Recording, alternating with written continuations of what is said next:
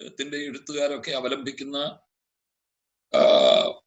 പല നിലകളിലുള്ള ശൈലികളുണ്ട്. പ്രത്യേകിച്ചും ഈ അലങ്കാരങ്ങൾ എന്നൊക്കെ പറയാം. ഇപ്പൊ കർത്താവിന്റെ കാലഘട്ടത്തിലോ പൗലോസിന്റെ കാലഘട്ടങ്ങളിലോ ഒക്കെ ഉപയോഗിച്ചിരുന്ന വിവിധ നിലയിലുള്ള അലങ്കാരങ്ങൾ അവരുടെ എഴുത്തുകളിൽ വരുന്നുണ്ട്.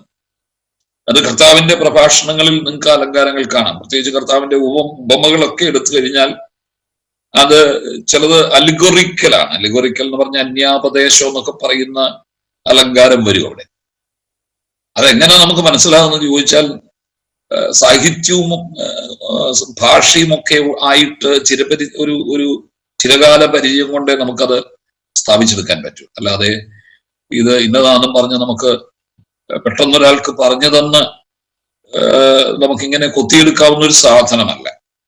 ഭാഷയും സാഹിത്യവും നമ്മൾ ആദ്യം സ്വായത്തമാക്കുക എന്നുള്ളതാണ്. അപ്പം വേദപുസ്തകത്തിന്റെ പഠനത്തിലും അതിന് വലിയ പ്രാധാന്യമുണ്ട്. ഈ ഭാഷയും സാഹിത്യവും പ്രത്യേകിച്ചും ബിബ്ലിക്കൽ ടൈം, വേദപുസ്തക കാലഘട്ടത്തുണ്ടായിരുന്ന ഗ്രീക്ക് ഭാഷ അല്ലെങ്കിൽ അതിനു മുൻപുള്ള എബ്രായ ഭാഷ, ആ സാഹിത്യം, ആ കാലഘട്ടത്തിൽ അവരവലംബിച്ചിരുന്ന രീതികൾ, ഇതൊക്കെ നമ്മൾ ശ്രദ്ധിക്കുക. ഇപ്പൊ ഇന്നത്തെ ഒരു കഥ, ഈ കാലഘട്ടത്തിൽ ഒരു പുസ്തകമോ ഒരു കഥയോ ഒരു നോവലോ ഒരു വാർത്തയോ ഒക്കെ, ഇത് ഇപ്പം മലയാള മനോരമ പത്രത്തിലാണെങ്കിൽ നിങ്ങൾ ശ്രദ്ധിച്ചാൽ അറിയാം, ഇന്ന് ഒക്കെ ഇറങ്ങുന്ന പത്രത്തില് ചില ഹെഡിങ്ങുകളൊക്കെ നമ്മുടെ ഈ കാലഘട്ടത്തിലെ പരിചയവുമായിട്ട് ചേർന്ന ചിലപ്പോ ചില സാഹിത്യത്തിൽ നിന്നോ സിനിമയിൽ നിന്നോ നമ്മുടെ രാഷ്ട്രീയക്കാരുടെ പ്രസംഗത്തിൽ നിന്നോ ഒക്കെ എടുത്ത ചില ശൈലികളായിരിക്കും ഒരുപക്ഷെ അവര് ഹെഡിങ് ആയിട്ട് ഉപയോഗിക്കുന്നതും തുടർന്ന് ആ ശൈലിയിലായിരിക്കും എഴുതുന്നത്. അപ്പൊ ഈ കാലഘട്ടം മനസ്സിലാക്കിയെ സംബന്ധിച്ചിടത്തോളം അത് നമുക്ക് ഗ്രഹിക്കാൻ പറ്റുകയില്ല.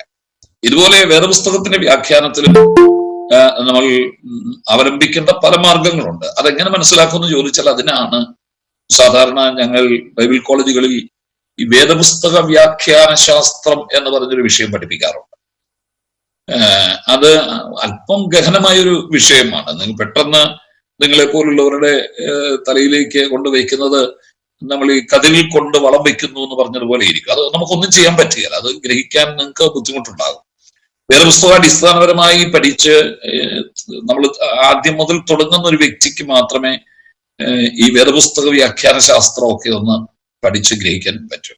നിങ്ങൾ ചില നാളുകൾ തന്നെ ഇങ്ങനെ ഞങ്ങളുടെ കൂടെയൊക്കെ തുടരുകയാണെങ്കിൽ എപ്പോഴെങ്കിലും ഒക്കെ അത് പഠിപ്പിച്ചു തരുന്നതിൽ എനിക്ക് സന്തോഷമുണ്ട്, വേദപുസ്തക വ്യാഖ്യാന ശാസ്ത്രം. പക്ഷേ പെട്ടെന്ന് ഇങ്ങനെ വന്ന് നിങ്ങൾ ഓടി വന്ന് വേദപുസ്തകം പഠിക്കാനിരിക്കുന്നാൽ നിങ്ങൾക്കത് പഠിച്ചാൽ ഗ്രഹിക്കുകയില്ല. അതാണ് അതിന്റെ കാര്യം. കാരണം ഞങ്ങൾക്ക് പല ഉദാഹരണങ്ങൾ പറയണം, പലത് ഭാഗങ്ങൾ എടുക്കണം. അപ്പൊ അത് നിങ്ങൾക്ക് ബുദ്ധിമുട്ടായിട്ട് തോന്നും. അത് എന്ന് പറഞ്ഞാൽ അത് ഗ്രാസ്പ് ചെയ്യാൻ ബുദ്ധിമുട്ട് തോന്നും. അപ്പൊ അതുകൊണ്ട് ഞാൻ ഈ പറഞ്ഞു വന്ന ഇതാണ്, ഈ 1 കൊരിന്ത്യർ 14-ാം അധ്യായം കൃപാവരങ്ങളെ കുറിച്ചും അന്യഭാഷാ ഭാഷണത്തെ കുറിച്ചും പറയുന്നുണ്ട്. ഞാൻ കഴിഞ്ഞ ദിവസം ഓർപ്പിച്ചു, അവിടെ പൗലോസ് ഉപയോഗിച്ചിരിക്കുന്ന പ്രധാന അലങ്കാരം എന്ന് പറയുന്നത് ഷിയാസോന്നോ പറയുന്ന ഒരു അലങ്കാരം. അത് പൗലോസ് മാത്രമല്ല, അത് വേദപുസ്തകത്തിലെ പഴയ നിയമത്തിലേക്ക് നോക്കിയാൽ പഴയ നിയമത്തിൽ പല സങ്കീർത്തനങ്ങൾ ഷിയാസ്റ്റിക് ശൈലിയാണ്. നമ്മുടെ കർത്താവിന്റെ, ഞാനന്ന് നിങ്ങളെ ഓർപ്പിച്ചു, കർത്താവിന്റെ ഒലിവുമല പ്രഭാഷണം ഷിയാസ്റ്റിക് ആണ്. അത് ഷിയാസമാണ് അവിടെ ഉപയോഗിച്ചിരിക്കുന്ന അലങ്കാരം എന്ന് പറയുന്നത്. അതുപോലെ നമ്മൾ ഉപയോഗിക്കേണ്ട ഒരു അലങ്കാരമാണ് ഈ 1 കൊരിന്ത്യർ 14-ാം അധ്യായം. അത് 2 കാര്യങ്ങൾ പറഞ്ഞു കൊണ്ടിരിക്കുക, 2 വശത്തിൽ നിന്ന് പറഞ്ഞു കൊണ്ടുവന്നിട്ട് അത് ഒരുമിച്ച് കൊണ്ട് ചേർത്തിട്ട് പിന്നെയും 2 ഭാഗത്തേക്ക് തിരിഞ്ഞു പോവുക. അതാണ് ഈ ഷിയാസം എന്ന് പറഞ്ഞ് ഞാൻ പറഞ്ഞില്ല, ഈ എക്സ് എഴുതുന്ന പോലെ നമ്മൾ എഴുതിയിട്ട് ഈ 2 കൊണ്ടുവന്നിട്ട് മധ്യത്തിൽ കൊണ്ടുവന്ന് ഇരുവശങ്ങളിലേക്കും പോവുക. ആ ഒരു ശൈലിയാണ് പൗലോസ് ഈ 1 കൊരിന്ത്യർ 14-ാം അധ്യായത്തിൽ ഉപയോഗിച്ചിരിക്കുന്നത്. അതുകൊണ്ടാണ് നമുക്കത് ഗ്രഹിക്കാൻ ഇച്ചിരി ബുദ്ധിമുട്ടെന്ന് പറയുന്നത്. ഞാൻ പറഞ്ഞു, അന്യഭാഷാ ഭാഷണം തത്വത്തിലൊന്നാണ്, പറയുന്നതൊന്നാണ് എങ്കിൽ തന്നെ 2 നിലകളിൽ നമുക്കത് തിരിച്ചു പഠിക്കാം. ഒന്ന്, ഞാൻ നിങ്ങളോട് പറഞ്ഞ പോലെ അടയാള ഭാഷ. നമുക്ക് അന്യഭാഷ എന്ന് പറഞ്ഞാൽ പരിശുദ്ധാത്മാവ് നമ്മളിൽ വന്നു എന്നുള്ളതിന് തെളിവായി നമ്മൾ സംസാരിക്കുന്ന അടയാള ഭാഷ, അത് അടയാളമായിട്ട് നമ്മൾ സംസാരിക്കുക. അത് എല്ലാവരും സംസാരിക്കും, എല്ലാവരും സംസാരിക്കണം. പൗലോസ് തന്നെ നിങ്ങൾ എല്ലാവരും അങ്ങനെ സംസാരിക്കണം. ഞാൻ നിങ്ങളിൽ അധികമായിട്ട് സംസാരിക്കുന്നു. അങ്ങനെ സംസാരിക്കുന്നവർ ദൈവത്തോട് സംസാരിക്കുന്നു. അവർ ദൈവത്തോട് വൻകാര്യങ്ങളെ സംസാരിക്കുന്നു. അവർ തനിക്കു താൻ വ്യക്തിപരമായി ആത്മീയ വർധനവ് ഉളവാക്കുന്നു. അപ്പോ അത് നമുക്കൊരിക്കലും ആർക്കും തടയാൻ പറ്റുകയില്ല. പിന്നെ അതേസമയം വരഭാഷയുണ്ട്, വരമായിട്ട് കിട്ടുക. ഇപ്പോ ഞാൻ പറഞ്ഞു 10-28 കൂട്ടം വരങ്ങൾ, ആത്മാവിന്റെ വരങ്ങളെ കുറിച്ച് നമ്മുടെ പുതിയ നിയമം പഠിപ്പിക്കുന്നുണ്ട്. അത് സമയം ഉണ്ടെങ്കിൽ നമുക്ക് പിന്നെ എപ്പോഴെങ്കിലും അതിനെക്കുറിച്ചൊന്ന് ഓടിച്ചെങ്കിലും ഒന്ന് നോക്കുന്നത് നല്ലതാണ്. എന്തൊക്കെയാണ് വരങ്ങൾ? അതിൽ എനിക്കെത്ര വരമാണ് ദൈവം തന്നിരിക്കുന്നത്? അത് എനിക്കൊരു വരവുമില്ലേ? ആത്മവരമില്ലാത്തവർ എന്നൊരു പ്രയോഗം അവിടെ കണ്ടില്ല എന്ന് പറഞ്ഞ പോലെ വരമില്ലാത്ത ആരെങ്കിലും ഉണ്ടോ? നമുക്ക് അതിനെക്കുറിച്ചൊക്കെ ഒന്ന് പഠിക്കുന്നത് നല്ലതാണെന്ന് എനിക്ക് തോന്നോക്കട്ടെ. ഞാൻ സമയം കിട്ടുന്നത് പോലെ പറ്റുമെങ്കിൽ അതിലേക്ക് ഇറങ്ങാം. അപ്പൊ ഈ വരം ഉണ്ട്. വരം എന്ന് പറഞ്ഞാൽ എനിക്ക് പ്രയോജനം വരുത്താനല്ല, എനിക്ക് ഗുണമുണ്ടാക്കാനല്ല. വരം ലഭിക്കുന്നത് സഭയ്ക്ക് ആത്മീക വർധനവ്. അത് വരങ്ങളുടെ ഒരു പ്രത്യേകത. അത് 1-14 അധ്യായത്തിൽ തന്നെ പറയുന്നുണ്ടത്. അപ്പോ ഈ വരങ്ങൾ കൊണ്ട് ഒരുത്തന് സങ്കീർത്തനം, ഒരുത്തന് വെളിപ്പാട്, ഒരുത്തന് ദൂത എന്നൊക്കെ ഇങ്ങനെ പറഞ്ഞിട്ട് പറയുന്നുണ്ട്. ഇതുകൊണ്ട് നമ്മൾ സഭയ്ക്ക് ആത്മീക വർധനവ് വരുത്തും. അപ്പൊ നമുക്ക് കിട്ടിയിരിക്കുന്ന വരങ്ങൾ അത് ഒരുപക്ഷെ പ്രസംഗിക്കാനുള്ളത് വരമാണ് കേട്ടോ. ഈ പ്രസംഗം ഒരു വരമാണ്. അത് പത്രോസിന്റെ ലേഖനത്തിലാണ് എഴുതിയിരിക്കുന്നത്. അപ്പൊ ആ വരം അത് എനിക്കാണോ പ്രയോജനം? അപ്പൊ ഞാൻ പ്രസംഗിക്കുന്നു, ഒരാൾക്ക് ഉപദേശം ഒരു വരമാണ്. ഉപദേശം എന്ന് പറഞ്ഞാൽ ടീച്ചിങ് ഓഫ് ദി ഡോക്ട്രിൻസ്, ഉപദേശം പഠിപ്പിക്കുക. എനിക്ക് കിട്ടിയിരിക്കുന്ന ഒരു വരം അതാണ്, ഉപദേശം പഠിപ്പിക്കുക. എനിക്ക് ഏറ്റവും ഇഷ്ടമുള്ളൊരു കാര്യവുമാണ്. എന്തുകൊണ്ടാണെന്ന് എനിക്ക് അറിഞ്ഞുകൂടാ. കർത്താവ് അത് വരമായിട്ട് എനിക്ക് തന്നത് കൊണ്ടായിരിക്കാം. ഉപദേശ വിഷയങ്ങൾ പഠിപ്പിക്കുന്നതും ഉപദേശ വിഷയങ്ങൾ കൈകാര്യം ചെയ്യുന്നതും എനിക്ക് ഏറ്റവും ഇഷ്ടമാണ്. ഞാൻ ഉപദേശ വിഷയത്തിൽ തന്നെ, വിഷയ സംബന്ധമായി തന്നെ രണ്ടോളം പുസ്തകങ്ങൾ എഴുതിയിട്ടുണ്ട്. നിങ്ങൾ കണ്ടിട്ടുണ്ടോ എന്ന് എനിക്ക് അറിഞ്ഞുകൂടാ. അപ്പം എൻ്റെ അന്വേഷണവും പഠനവും പഠിപ്പിക്കലും ഒക്കെ ഉപദേശ വിഷയമാണ്. അതുപോലെ ബൈബിൾ സ്കൂളിലും ആരെങ്കിലും എന്നെ വിളിച്ചു കഴിഞ്ഞാൽ ഞാൻ ഉടനെ ചോദിക്കുന്നത് ഉപദേശപരമായ വിഷയങ്ങൾ എന്തെങ്കിലും, ദൈവശാസ്ത്രപരമായ വിഷയങ്ങൾ എന്തെങ്കിലും കിട്ടിയാൽ കൊള്ളാം എന്ന് ഞാൻ അവരോട് ആദ്യമേ പറയും. കാരണം അല്ലാതെ ഒന്ന് ഇസ്രായേലിന്റെ ചരിത്രം പഠിപ്പിക്കാനൊക്കെ പറഞ്ഞ എന്നെ കൊണ്ട് ബുദ്ധിമുട്ടാണ്. ഞാനത് ചെയ്തിട്ടില്ലാത്തത് കൊണ്ട് അങ്ങനെ ക്രിസ്ത്യൻ എഡ്യൂക്കേഷനോ അപ്പം ഇസ്രായേൽ തിയോളജിയോ ഇസ്രായേൽ ഹിസ്റ്ററിയോ ഒക്കെ പഠിപ്പിക്കാൻ പറഞ്ഞാൽ എന്നെ കൊണ്ട് ബുദ്ധിമുട്ടാണ്. ഉപദേശപരമായ വിഷയങ്ങൾക്കാണ് എനിക്ക് താല്പര്യം. അതിന്റെ കാര്യം എന്താണെന്ന് ചോദിച്ചാൽ ഇറ്റ്സ് ഗിഫ്റ്റഡ് ഫോർ മീ. അത് എനിക്ക് വരമായിട്ട് ദൈവം തന്നിരിക്കുകയാണ്. അപ്പൊ ആ വരം എനിക്ക് കിട്ടിയത് എനിക്ക് പ്രയോജനം ഉണ്ടാക്കാനാണോ? ഒരിക്കലുമല്ല. അത് മറ്റുള്ളവർക്ക്, ദൈവസഭയ്ക്ക് കൊടുക്കാനാണ്. അപ്പൊ എനിക്ക് അന്യഭാഷാ ഭാഷണം വരമായിട്ട് കിട്ടിയെങ്കിൽ ഞാനത് ദൈവസഭയ്ക്കാണ് പ്രയോജനപ്പെടുത്തുന്നത്. സഭയിൽ ആത്മാക്കളോട് നമ്മൾ അന്യഭാഷ പറഞ്ഞിട്ട്, അപ്പൊ ഒരു കാര്യം കൂടെ ഓർത്തോ, അവിടെയാണ് വ്യാഖ്യാനിയുടെ ആവശ്യം. ഞാൻ അന്യഭാഷ തന്നെ പറഞ്ഞിട്ട് കാര്യമില്ലല്ലോ. ഞാൻ അന്യഭാഷ പറഞ്ഞുകൊണ്ടിരുന്ന നിങ്ങൾക്ക് എങ്ങനെ ആമേൻ പറയാൻ പറ്റും? നിങ്ങൾക്ക് എങ്ങനെ സ്തോത്രം പറയാൻ പറ്റും? അപ്പം ഒരു വ്യാഖ്യാനം എഴുന്നേക്കാൻ പ്രാർത്ഥിക്കണം. അപ്പൊ ഒന്നുകിൽ സഭയിൽ ഒരു വ്യാഖ്യാനം ഉണ്ടാകുക, അല്ലെങ്കിൽ വ്യാഖ്യാനത്തിലുള്ള വരം എനിക്ക് തന്നെ കിട്ടുക. അപ്പൊ അങ്ങനെയാണ് നമ്മൾ ചിലരെ കാണുന്നത്. അന്യഭാഷയിൽ പറഞ്ഞിട്ട് അതിന് വ്യാഖ്യാനം, നമ്മുടെ ഭാഷയിലേക്കുള്ള വ്യാഖ്യാനം. ഒരു കാര്യം ഓർത്തോളം, തർജ്ജമയല്ല. ഇതിനെ തർജ്ജമയെന്നല്ല വിളിക്കുന്നത്, നോട്ട് ഇന്റർപ്രിട്ടേഷൻ അല്ല, അതിന് വ്യാഖ്യാനമാണ്. അപ്പൊ നമ്മളതിനെ വ്യാഖ്യാനിക്കുന്നു, അല്ലെങ്കിൽ മറ്റൊരാൾ വ്യാഖ്യാനിക്കുന്നു. അത് സഭയ്ക്ക് ആത്മീക വർധന വരാനാണ്. ഇതൊക്കെ ഒന്നാണ് ആദ്യകാലത്ത് നമ്മുടെ കേരളത്തിലെ പെന്തിക്കോസ്ത് സഭയിൽ ഉണ്ടായിരുന്നു. ഞാൻ പറഞ്ഞല്ലോ, ഞാനിത് കണ്ടു വളർന്ന ഒരാളാണ്. ഞങ്ങളുടെയൊക്കെ സഭയില് അതിനുള്ള പിതാക്കന്മാരും മാതാക്കന്മാരും ഉണ്ടായിരുന്നു. അവർക്ക് അന്യഭാഷ അടയാളത്തോടെ പെട്ടെന്ന് ശുശ്രൂഷ നടക്കുമ്പോഴോ, ഒരാൾ സാക്ഷ്യം പറയുമ്പോഴോ, ഒരാൾ പ്രസംഗിച്ചുകൊണ്ടിരിക്കുമ്പോഴോ, ഒരു കുടുംബ പ്രാർത്ഥന നടക്കുമ്പോഴോ പെട്ടെന്ന് അന്യഭാഷയിലേക്ക് അവർ പ്രവേശിച്ചിട്ട് ചിലപ്പോൾ 2, 3, 4 മിനിറ്റ് തന്നെ നീണ്ടു നിൽക്കുന്ന ഒരു സംസാരം അവരിങ്ങനെ പറഞ്ഞു പോകും. അത് പറഞ്ഞു പോയി കഴിയുമ്പോഴത്തേക്ക് മറ്റൊരു പിതാവോ ഒരു മാതാവോ അതിന് മലയാളത്തിലെ വ്യാഖ്യാനം അങ്ങോട്ട് പറയും. അപ്പൊ അത് ആ കുടുംബത്തോടോ ആ വ്യക്തിയോടോ ഉള്ള ദൂതായിരിക്കാം. ഇന്നത് സഭയിൽ അടഞ്ഞുപോയി. കാരണം എന്തെന്നറിയാമോ? അന്യഭാഷ തന്നെ വേണ്ടെന്നും പറഞ്ഞ്, വ്യാഖ്യാനിയില്ലേ മിണ്ടാതിരിക്കണമെന്നും പറഞ്ഞ്, ഇതെന്താണെന്ന് അറിയാൻ വയ്യാതെ, ഇത് ഏത് നിലയിലുള്ളതാണെന്ന് അറിയാത്ത ദൈവദാസന്മാര് അതിനെ അടച്ചാക്ഷേപിച്ചിട്ട് ഇപ്പൊ നമ്മളും ഒരു ബ്രദറൻ ചിന്തയിലേക്ക് ഇതൊന്നും ഇന്നത്തെ ആവശ്യമില്ല, അത് കഴിഞ്ഞുപോയി, അത് അംശം പൂർണ്ണമായത് വന്നപ്പോ അംശമായത് തീർന്നു പോയി. പൂർണ്ണമായെന്ന് പറഞ്ഞാൽ അവര് വേദപുസ്തകം, വേദപുസ്തകം വന്നപ്പോഴത്തേക്ക് പിന്നെ കൃപാവരങ്ങളുടെ ആവശ്യമില്ല. അപ്പൊ കൃപാവരങ്ങളുടെ ആവശ്യമില്ലാതെ വന്നു കഴിഞ്ഞാൽ ഞാൻ പറഞ്ഞു ശുശ്രൂഷ ഇല്ലാതാവും, ഉപദേശം ഇല്ലാതാകും, വെളിപ്പാടില്ലാതാകും, സഹായം ചെയ്യാനുള്ള വരം. കഴിഞ്ഞ ദിവസം ഞാൻ നിങ്ങളോട് പറഞ്ഞു ശുശ്രൂഷ ഇതെല്ലാം കൃപാവരങ്ങളാണ്. അപ്പം വേദപുസ്തകം വന്നതിനോടുകൂടി ഇതെല്ലാം നിന്നുപോയോ? ഈ നമ്മൾ പറയുന്ന വ്യാഖ്യാനങ്ങൾ അത് എവിടെയൊക്കെ ചെന്ന് കൊള്ളുന്നു എന്നും കൂടെ നമ്മൾ വിചാരിക്കാം. അപ്പൊ അവിടെ നമുക്ക് അബദ്ധം പറ്റി. അതുകൊണ്ട് ഈ അന്യഭാഷ ആ നിലയിൽ നിങ്ങൾ കൈകാര്യം ചെയ്യുക. ദൈവം നിങ്ങൾക്ക് അടയാളമായി തന്നിരിക്കുന്ന അന്യഭാഷ നിങ്ങൾ സംസാരിക്കുന്നത് നിർത്തരുത്. അത് നിങ്ങൾക്ക് ആത്മീയ വർധനവ് വരുത്തുന്നു. നിങ്ങൾ ദൈവത്തോട് സംസാരിക്കുന്നു, ദൈവത്തോട് വൻകാര്യങ്ങൾ സംസാരിക്കുന്നു. അത് നമ്മൾ ഒരിക്കലും നിർത്തരുത്.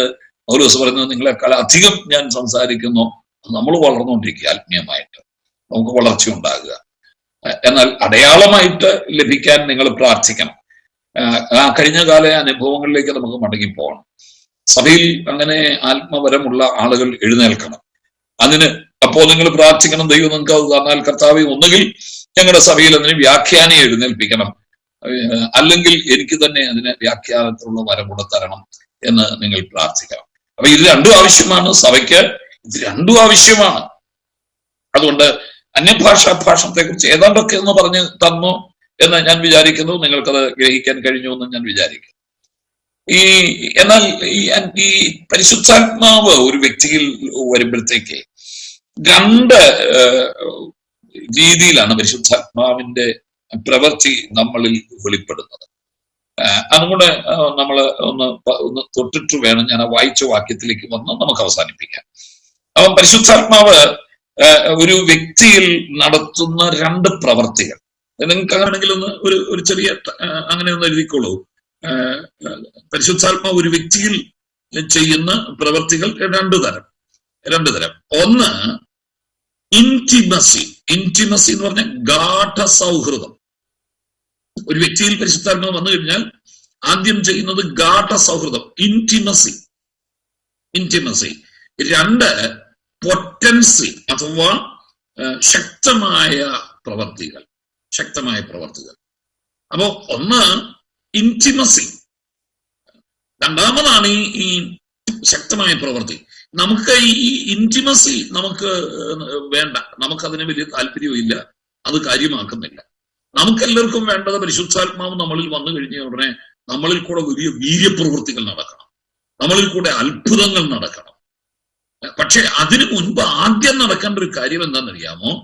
പരിശുദ്ധാത്മാവ് നമ്മളെ കൊണ്ട് വലിയ അത്ഭുതങ്ങളും അടയാളങ്ങളും ചെയ്യിക്കുന്നതിന് മുൻപ് പരിശുദ്ധാത്മാവ് നമ്മളെ കുറിച്ച് ആഗ്രഹിക്കുന്നത് നാമുമായിട്ട് പരിശുദ്ധാത്മാവിന് വ്യക്തിപരമായ ഒരു ഗാഠബന്ധം, ആഴമായൊരു ബന്ധം നമ്മളുമായിട്ട് ഉണ്ടാക്കുക എന്നുള്ളതാണ്.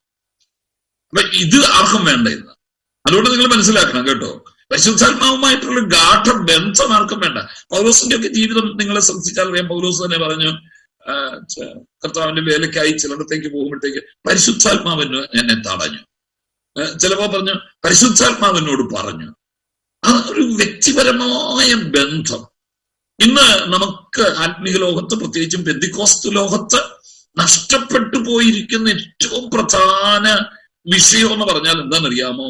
ഈ പരിശുദ്ധാത്മാവുമായിട്ടുള്ള ഗാഠബന്ധം, ഇന്റിമസി നമുക്ക് നഷ്ടപ്പെട്ടു പോയത്. നമുക്ക് മറുഭാഷ പറയണം, അത് നമുക്ക് വലിയ ഇഷ്ടമാണ്. ഞാൻ പ്രാർത്ഥിച്ച ഉടനെ രോഗി സൗഖ്യമാകണം, അത് കൃപാവരമാണ്. ഏതാ? രോഗശാന്തികളുടെ വരം എന്ന് പറയുന്നത് കൃപാവരമാണ്. ഞാൻ പ്രാർത്ഥിച്ച ഉടനെ രോഗികൾ സൗഖ്യമാകണം, ഞാൻ പ്രാർത്ഥിച്ച ഉടനെ പ്രാർത്ഥിക്കുന്ന വ്യക്തിയുടെ വിഷയങ്ങൾ എനിക്ക് വെളിപ്പെട്ടു വരണം, ഇതൊക്കെ നമുക്ക് ആഗ്രഹമാണ്. അതൊക്കെ നമുക്ക് പൊട്ടൻസിയിൽ വരുന്നതാണ് കേട്ടോ. അത് നമ്മുടെ വീര്യപ്രവർത്തികളിൽ വരുന്നതാണ്, ശക്തമായ പ്രവൃത്തികളിൽ കൂടെ വരുന്നതാണ്. പക്ഷെ അതിനു മുൻപ് ആദ്യം പരിശുദ്ധാത്മാവ് ഇഷ്ടപ്പെടുന്നത് എന്താണെന്നറിയാമോ? നമ്മളുമായിട്ട് ഗാഠമായ ഒരു വ്യക്തിബന്ധത്തിലേക്ക് പ്രവേശിക്കാനാണ് പരിശുദ്ധാത്മാവ് നമ്മളെ കൊണ്ട് ആഗ്രഹിക്കുന്നത്. അപ്പൊ അത് പലരും അവഗണിക്കുകയാണ്, പലർക്കും അത് വേണ്ട, ഇല്ലേ? പലർക്കും വലിയ വലിയ വീര്യപ്രവൃത്തികൾ നടത്തി പേരെടുത്ത് പൈസ ഉണ്ടാക്കി ഇങ്ങനെ ദേശം ചുറ്റി, രാജ്യങ്ങൾ ചുറ്റി പേരും പ്രശസ്തിയും പണവും ഉണ്ടാക്കുക എന്നുള്ളതാ പലരും ആഗ്രഹിക്കുന്നത്. പക്ഷെ കുഞ്ഞെ, അതിനു മുൻപ് ആദ്യം നീയും പരിശുദ്ധാത്മാവും തമ്മിൽ വ്യക്തിപരമായൊരു ബന്ധത്തിലേക്ക് കടക്കണം. വ്യക്തിപരമായൊരു ബന്ധത്തിലേക്ക് കടക്കണം. അങ്ങനെ കടന്നു കഴിഞ്ഞെങ്കിലേ ദൈവാത്മാവിന് വ്യക്തമായി നിന്നെ നിയന്ത്രിക്കാൻ കഴിയും. ദൈവാത്മാവ് ഒരു വ്യക്തിയെ വ്യക്തിപരമായി നിയന്ത്രിക്കുന്നില്ലെങ്കിൽ ഒരിക്കലും ദൈവത്തിന്റെ വീര്യപ്രവർത്തികളിൽ നമ്മളിലൂടെ വെളിപ്പെട്ടു വരികയില്ല. അപ്പൊ ആ ഒരു അവസ്ഥയിലേക്ക് നമ്മൾ വരിക. ദൈവാത്മാവ് നമ്മളെ നിയന്ത്രിക്കുക, ദൈവാത്മാവുമായിട്ട് വ്യക്തിപരമായ ഒരു ബന്ധത്തിലേക്ക് നമ്മൾ പ്രവേശിക്കുക, ദൈവാത്മാവുമായിട്ട് സംസാരിക്കുക, ദൈവാത്മാവ് പറയുന്നത് എന്താണെന്ന് ഗ്രഹിക്കുക, ദൈവാത്മാവ് നമ്മളിൽ കൂടെ ചെയ്യുന്ന കാര്യങ്ങൾക്ക് നാം വഴങ്ങിക്കൊടുക്കുക. ഒരു ഫ്ലെക്സിബിലിറ്റി നമ്മുടെ ആത്മീയ ജീവിതത്തിൽ ഉണ്ടാകണം. ഇപ്പോഴും നമ്മുടെ ആത്മീയ ജീവിതത്തെ നിയന്ത്രിക്കുന്നത് നമ്മുടെ ബുദ്ധിയാണ്. എവിടെയാണ് നമുക്ക് പറ്റുന്നത്? നമ്മളെല്ലാം ബുദ്ധി കൊണ്ട് ചിന്തിക്കുന്നവരാണ്. പ്രത്യേകിച്ചും കേരളീയര് കാര്യത്തിൽ ഒട്ടും മോശമല്ല. അത് തെറ്റാണെന്നല്ല ഞാൻ പറഞ്ഞത്. ബൗദ്ധികമായ തലത്തിൽ വലിയ ബുദ്ധിപരമായ നീക്കങ്ങളൊക്കെയാണ് ഇന്ന് നമ്മൾ ചെയ്യുന്നത്. പരിശുദ്ധാത്മാവ് എങ്ങനെ ഒരു വ്യക്തിയെ നിയന്ത്രിക്കുന്നു എന്നുള്ളതിന് നമുക്ക് പ്രാധാന്യമില്ല. അതിന് ദൈവമക്കളെ വിട്ടുകൊടുക്കാറില്ല, അങ്ങനെ ദൈവമക്കളെ പഠിപ്പിക്കാറില്ല. അങ്ങനെ ഒരു ജീവിതം പലരും ആഗ്രഹിക്കുന്നുമില്ല. ആത്മാവെന്നെ നിയന്ത്രിക്കും. ഞാൻ പറഞ്ഞല്ലോ, പൗലോസ് തന്റെ യാത്രകൾ പോലും എനിക്ക് കൊരിന്തിലേക്ക് പോകാൻ ഇഷ്ടമുണ്ടായിരുന്നു, പക്ഷെ പരിശുദ്ധാത്മാവ് പറഞ്ഞു. എഫേസോസിൽ എനിക്ക് വരണമെന്നുണ്ട്, ശീതകാലത്തിന് മുമ്പ് വരണമെന്നുണ്ട്, പക്ഷെ പരിശുദ്ധാത്മാവ് പോരുതെന്ന് പറഞ്ഞു. വിലക്കുക. അതെങ്ങനെ തിരിച്ചറിഞ്ഞു പൗലോസ്? പൗലോസിന് വ്യക്തിപരമായിട്ട് പരിശുദ്ധാത്മാവിന്റെ ആ വിലക്ക് മനസ്സിലായി. പരിശുദ്ധാത്മാവ് തന്നെ വിലക്കുന്നു, പോകണ്ട എന്ന് പറഞ്ഞു. അത് മനസ്സിലായി എന്നുള്ളതാണ്. അപ്പൊ ആ ഒരു അവസ്ഥയിലേക്ക് നമുക്ക് വരാൻ കഴിയണം. നാം ഒരു കാര്യം തീരുമാനിക്കുമ്പോൾ, ഒരു കാര്യം ചെയ്യാൻ തുടങ്ങുമ്പോൾ ദൈവാത്മാവ് നമ്മളോട് സംസാരിക്കണം, ദൈവം നമ്മളോട് സംസാരിക്കണം. അപ്പൊ അത് നമുക്ക് ഗ്രഹിക്കാൻ കഴിയണം. അപ്പൊ പരിശുദ്ധാത്മാവ് എന്നോട് പറഞ്ഞു ചില കാര്യങ്ങൾ. പൗലോസിനോട് നേരിട്ട് പരിശുദ്ധാത്മാവ് പറയും. ഈ ഒരു അവസ്ഥയായിരുന്നു 1-ാം നൂറ്റാണ്ടിലെ അപ്പോസ്തലന്മാരുടെ ആത്മീക ശുശ്രൂഷകളുടെ അടിസ്ഥാനം എന്ന് പറയുന്നത്. ഇതൊന്നും വേണ്ട. ഇതെല്ലാം നമ്മൾ ആ ഇന്റിമസി നഷ്ടപ്പെടുത്തിയിട്ട് ഇന്ന് നമ്മൾ ബുദ്ധിയുടെ പ്രമാണത്തിലാണ് ഓടുന്നത്. എനിക്കങ്ങനെ തോന്നി, പരിശുദ്ധാത്മാവിന് തോന്നിയതല്ല, എനിക്ക് തോന്നി, എന്റെ ഇഷ്ടമാണ്, എനിക്കങ്ങനെ ഒരു താല്പര്യം തോന്നി. അപ്പൊ എന്റെ കാര്യമാണ്, എന്റെ ബുദ്ധിയാണ് എന്നെ നയിക്കുന്നത്. അപ്പൊ ആദ്യം പരിശുദ്ധാത്മാവ് ഒരു വ്യക്തിയിൽ ഒരു ഗാഠ സൗഹൃദം സൃഷ്ടിച്ചെങ്കിലേ അവനെ കൊണ്ട് ദൈവത്തിന് ചെറുത് ചെയ്യാൻ പറ്റും. അപ്പൊ അത് നമ്മൾ മനസ്സിലാക്കുക എന്നുള്ളതാണ്. അത് ആദ്യം ചെയ്യുന്നത് എന്താന്ന് പറയാം, ഇന്റിമസി. പരിശുദ്ധാത്മാവ് ഒരു വ്യക്തിയിൽ വന്നു കഴിഞ്ഞാൽ ഉടനെ അവനെ കൊണ്ട് മറുഭാഷ പറയിക്കുകയോ അല്ലെങ്കിൽ അവനെ കൊണ്ട് വീര്യപ്രവൃത്തികൾ ചെയ്യിക്കുകയോ രോഗശാന്തി നടത്തുകയോ അത്ഭുതങ്ങൾ സൃഷ്ടിക്കുകയോ അല്ല പരിശുദ്ധാത്മാവ് ഒരു വ്യക്തിയിൽ ആദ്യം ചെയ്യുന്നത്. എന്തിനാണ് ദൈവാത്മാവ് ഒരു വ്യക്തിയിലേക്ക് വരുന്നത്? നമ്മൾ ആലോചിച്ചിട്ടുണ്ടോ? എന്തിനാണ് ക്രിസ്തീയ ജീവിതം നയിക്കുന്ന ഒരു വ്യക്തിയുടെ ജീവിതത്തിലേക്ക് പരിശുദ്ധാത്മാവ് വരേണ്ടത്? എന്തുകൊണ്ടാണ് ആത്മനിറവ് പ്രാപിക്കേണ്ടത്? ദൈവദാസന്മാരെല്ലാം പറയും, ആത്മനിറവ് പ്രാപിച്ചോ? അല്ലെ, വിശ്വാസത്തിലേക്ക് വന്ന ഒരു വ്യക്തിയെ സ്നാനപ്പെടുത്തിയ ഉടനെ അവരോട് പറയണം, നിങ്ങൾ കാത്തിരുന്ന് ആത്മനിറവ് പ്രാപിക്കണം കേട്ടോ. ആത്മനിറവ് എന്താ? ഇതിന്റെ കാര്യം എന്താ? പെന്തിക്കോസ്തൽ ഇതിന്റെ ആവശ്യം എന്താ? ആ ആത്മനിറവ് എന്തിനാന്ന് ചോദിച്ചാൽ, പരിശുദ്ധാത്മാവ് നമ്മളെ കൊണ്ട് മറുഭാഷ പറയിക്കാനല്ല വരുന്നത്. വായിച്ചാട്ടെ. ഒന്നാമത്തെ വിഷയം എന്താണെന്നറിയാമോ? ദൈവത്തിന്റെ ആ പരിശുദ്ധാത്മാവുമായിട്ടുള്ള വ്യക്തിപരമായ ബന്ധത്തിൽ ആദ്യം നമ്മളോട് ചെയ്യുന്നത്, യോഹന്നാന്റെ സുവിശേഷം 16-ാം അധ്യായം 7-ഉം 8-ഉം വാക്യം ഒന്ന് വായിക്കണം. യോഹന്നാൻ 16-7-8. എന്താണ് പരിശുദ്ധാത്മാവ് ഒരു വ്യക്തിയിൽ ആദ്യം ചെയ്യുന്നത്? 16-7-ഉം 8-ഉം. ഒരാള് അൺമ്യൂട്ട് ചെയ്തിട്ടൊന്ന് വായിച്ചേ. എന്നാൽ ഞാൻ നിങ്ങളോട് സത്യം പറയുന്നു, ഞാൻ പോകുന്നത് നിങ്ങൾക്ക് പ്രയോജനം. ഞാൻ പോകാഞ്ഞാൽ കാര്യസ്ഥൻ നിങ്ങളുടെ അടുക്കൽ വരികയില്ല. ഞാൻ പോയാൽ അവനെ നിങ്ങളുടെ അടുക്കൽ അയക്കും.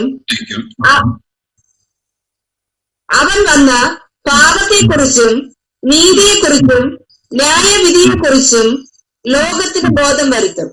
ഇതാണ് ആദ്യം ചെയ്യുന്നത്. ഇത് വേറെ ആരും പറഞ്ഞതല്ല, നമ്മൾ വേറെ ഇടത്തിൽ നിന്ന് ഒരു തത്വചിന്ത എടുത്തുകൊണ്ട് വരുന്നതല്ല. നമ്മുടെ കർത്താവ് നേരിട്ട് ഈ ഭൂമിയിലായിരുന്നപ്പോൾ ശിഷ്യന്മാരോട് പറഞ്ഞ കാര്യമാണത്. നമ്മളല്ലാതെ മറ്റൊരാളുടെ വാക്കോ മറ്റൊരാളുടെ അഭിപ്രായമോ ബന്ധുക്കോസുകാരുടെ താല്പര്യങ്ങളോ ഒന്നുമല്ല നമ്മൾ ഈ പറയുന്നത്. യേശു ക്രിസ്തു പറഞ്ഞതാണ്. ഞാൻ പോകട്ടെ, ഞാനിപ്പോ അങ്ങ് പോവുകയാണ്, പിതാവിന്റെ അടുത്തേക്ക് പോവുകയാണ് എന്ന് പറഞ്ഞാൽ തന്റെ ഭൗമിക ജീവിതം, ഐഹിക ജീവിതം താൻ അവസാനിപ്പിച്ചിട്ട് പോകാൻ പോവുകയാണ്. ക്രൂശ് മരണത്തെ കുറിച്ചാണ് പറയുന്നത്. ഞാൻ പോകുന്നത് നിങ്ങൾക്ക് പ്രയോജനമാണ്, നിങ്ങൾക്കത് പ്രോഫിറ്റാണ്, നിങ്ങൾക്കത് വലിയ പ്രയോജനം ഉണ്ടാക്കാൻ പോവുകയാണ്. എന്താ? ഞാൻ പോയാൽ കാര്യസ്ഥൻ നിങ്ങളുടെ അടുക്കിലേക്ക് വരും. കാര്യസ്ഥൻ നിങ്ങളുടെ അടുക്കിലേക്ക് വരും. ഓ, ആരാ ഈ കാര്യസ്ഥൻ എന്നൊക്കെ പറയുന്നത്? ഞാൻ പോകുന്ന പ്രയോജനം, ഞാൻ പോയാൽ കാര്യസ്ഥൻ നിങ്ങളുടെ അടുക്കിലേക്ക് വരും, അല്ലെ? കംഫർട്ടർ എന്നൊക്കെ പാരക്ലീറ്റോസ് എന്ന് പറഞ്ഞൊരു പദമാണ് കേട്ടോ. ഈ പാരക്ലീറ്റോസ് എന്നുള്ളതാണ് നമ്മൾ ഈ മൂലഭാഷയിൽ ഉപയോഗിച്ചിട്ട് ഗ്രീക്ക് പദം പാരക്ലീറ്റോസ്. അത് തന്നെ രണ്ട് പദങ്ങൾ ചേർന്നതാണ്. പാര എന്ന് പറഞ്ഞാൽ എന്താണെന്നറിയാമോ? പാര എന്ന് പറഞ്ഞാൽ സമമായി ചേർത്ത് വെക്കുന്നത്. നിങ്ങൾ ഈ പാരാമെഡിക്കൽ കോഴ്സുകൾ എന്നൊക്കെ കേട്ടിട്ടില്ലേ? മെഡിക്കൽ കോഴ്സ് എന്ന് പറഞ്ഞാൽ സത്യത്തിലെ MBBS-നൊക്കെ പോകുക, അല്ലെ നഴ്സിംഗിന് പോകുക എന്നാ അതിന്റെ അർത്ഥം, അല്ലെ?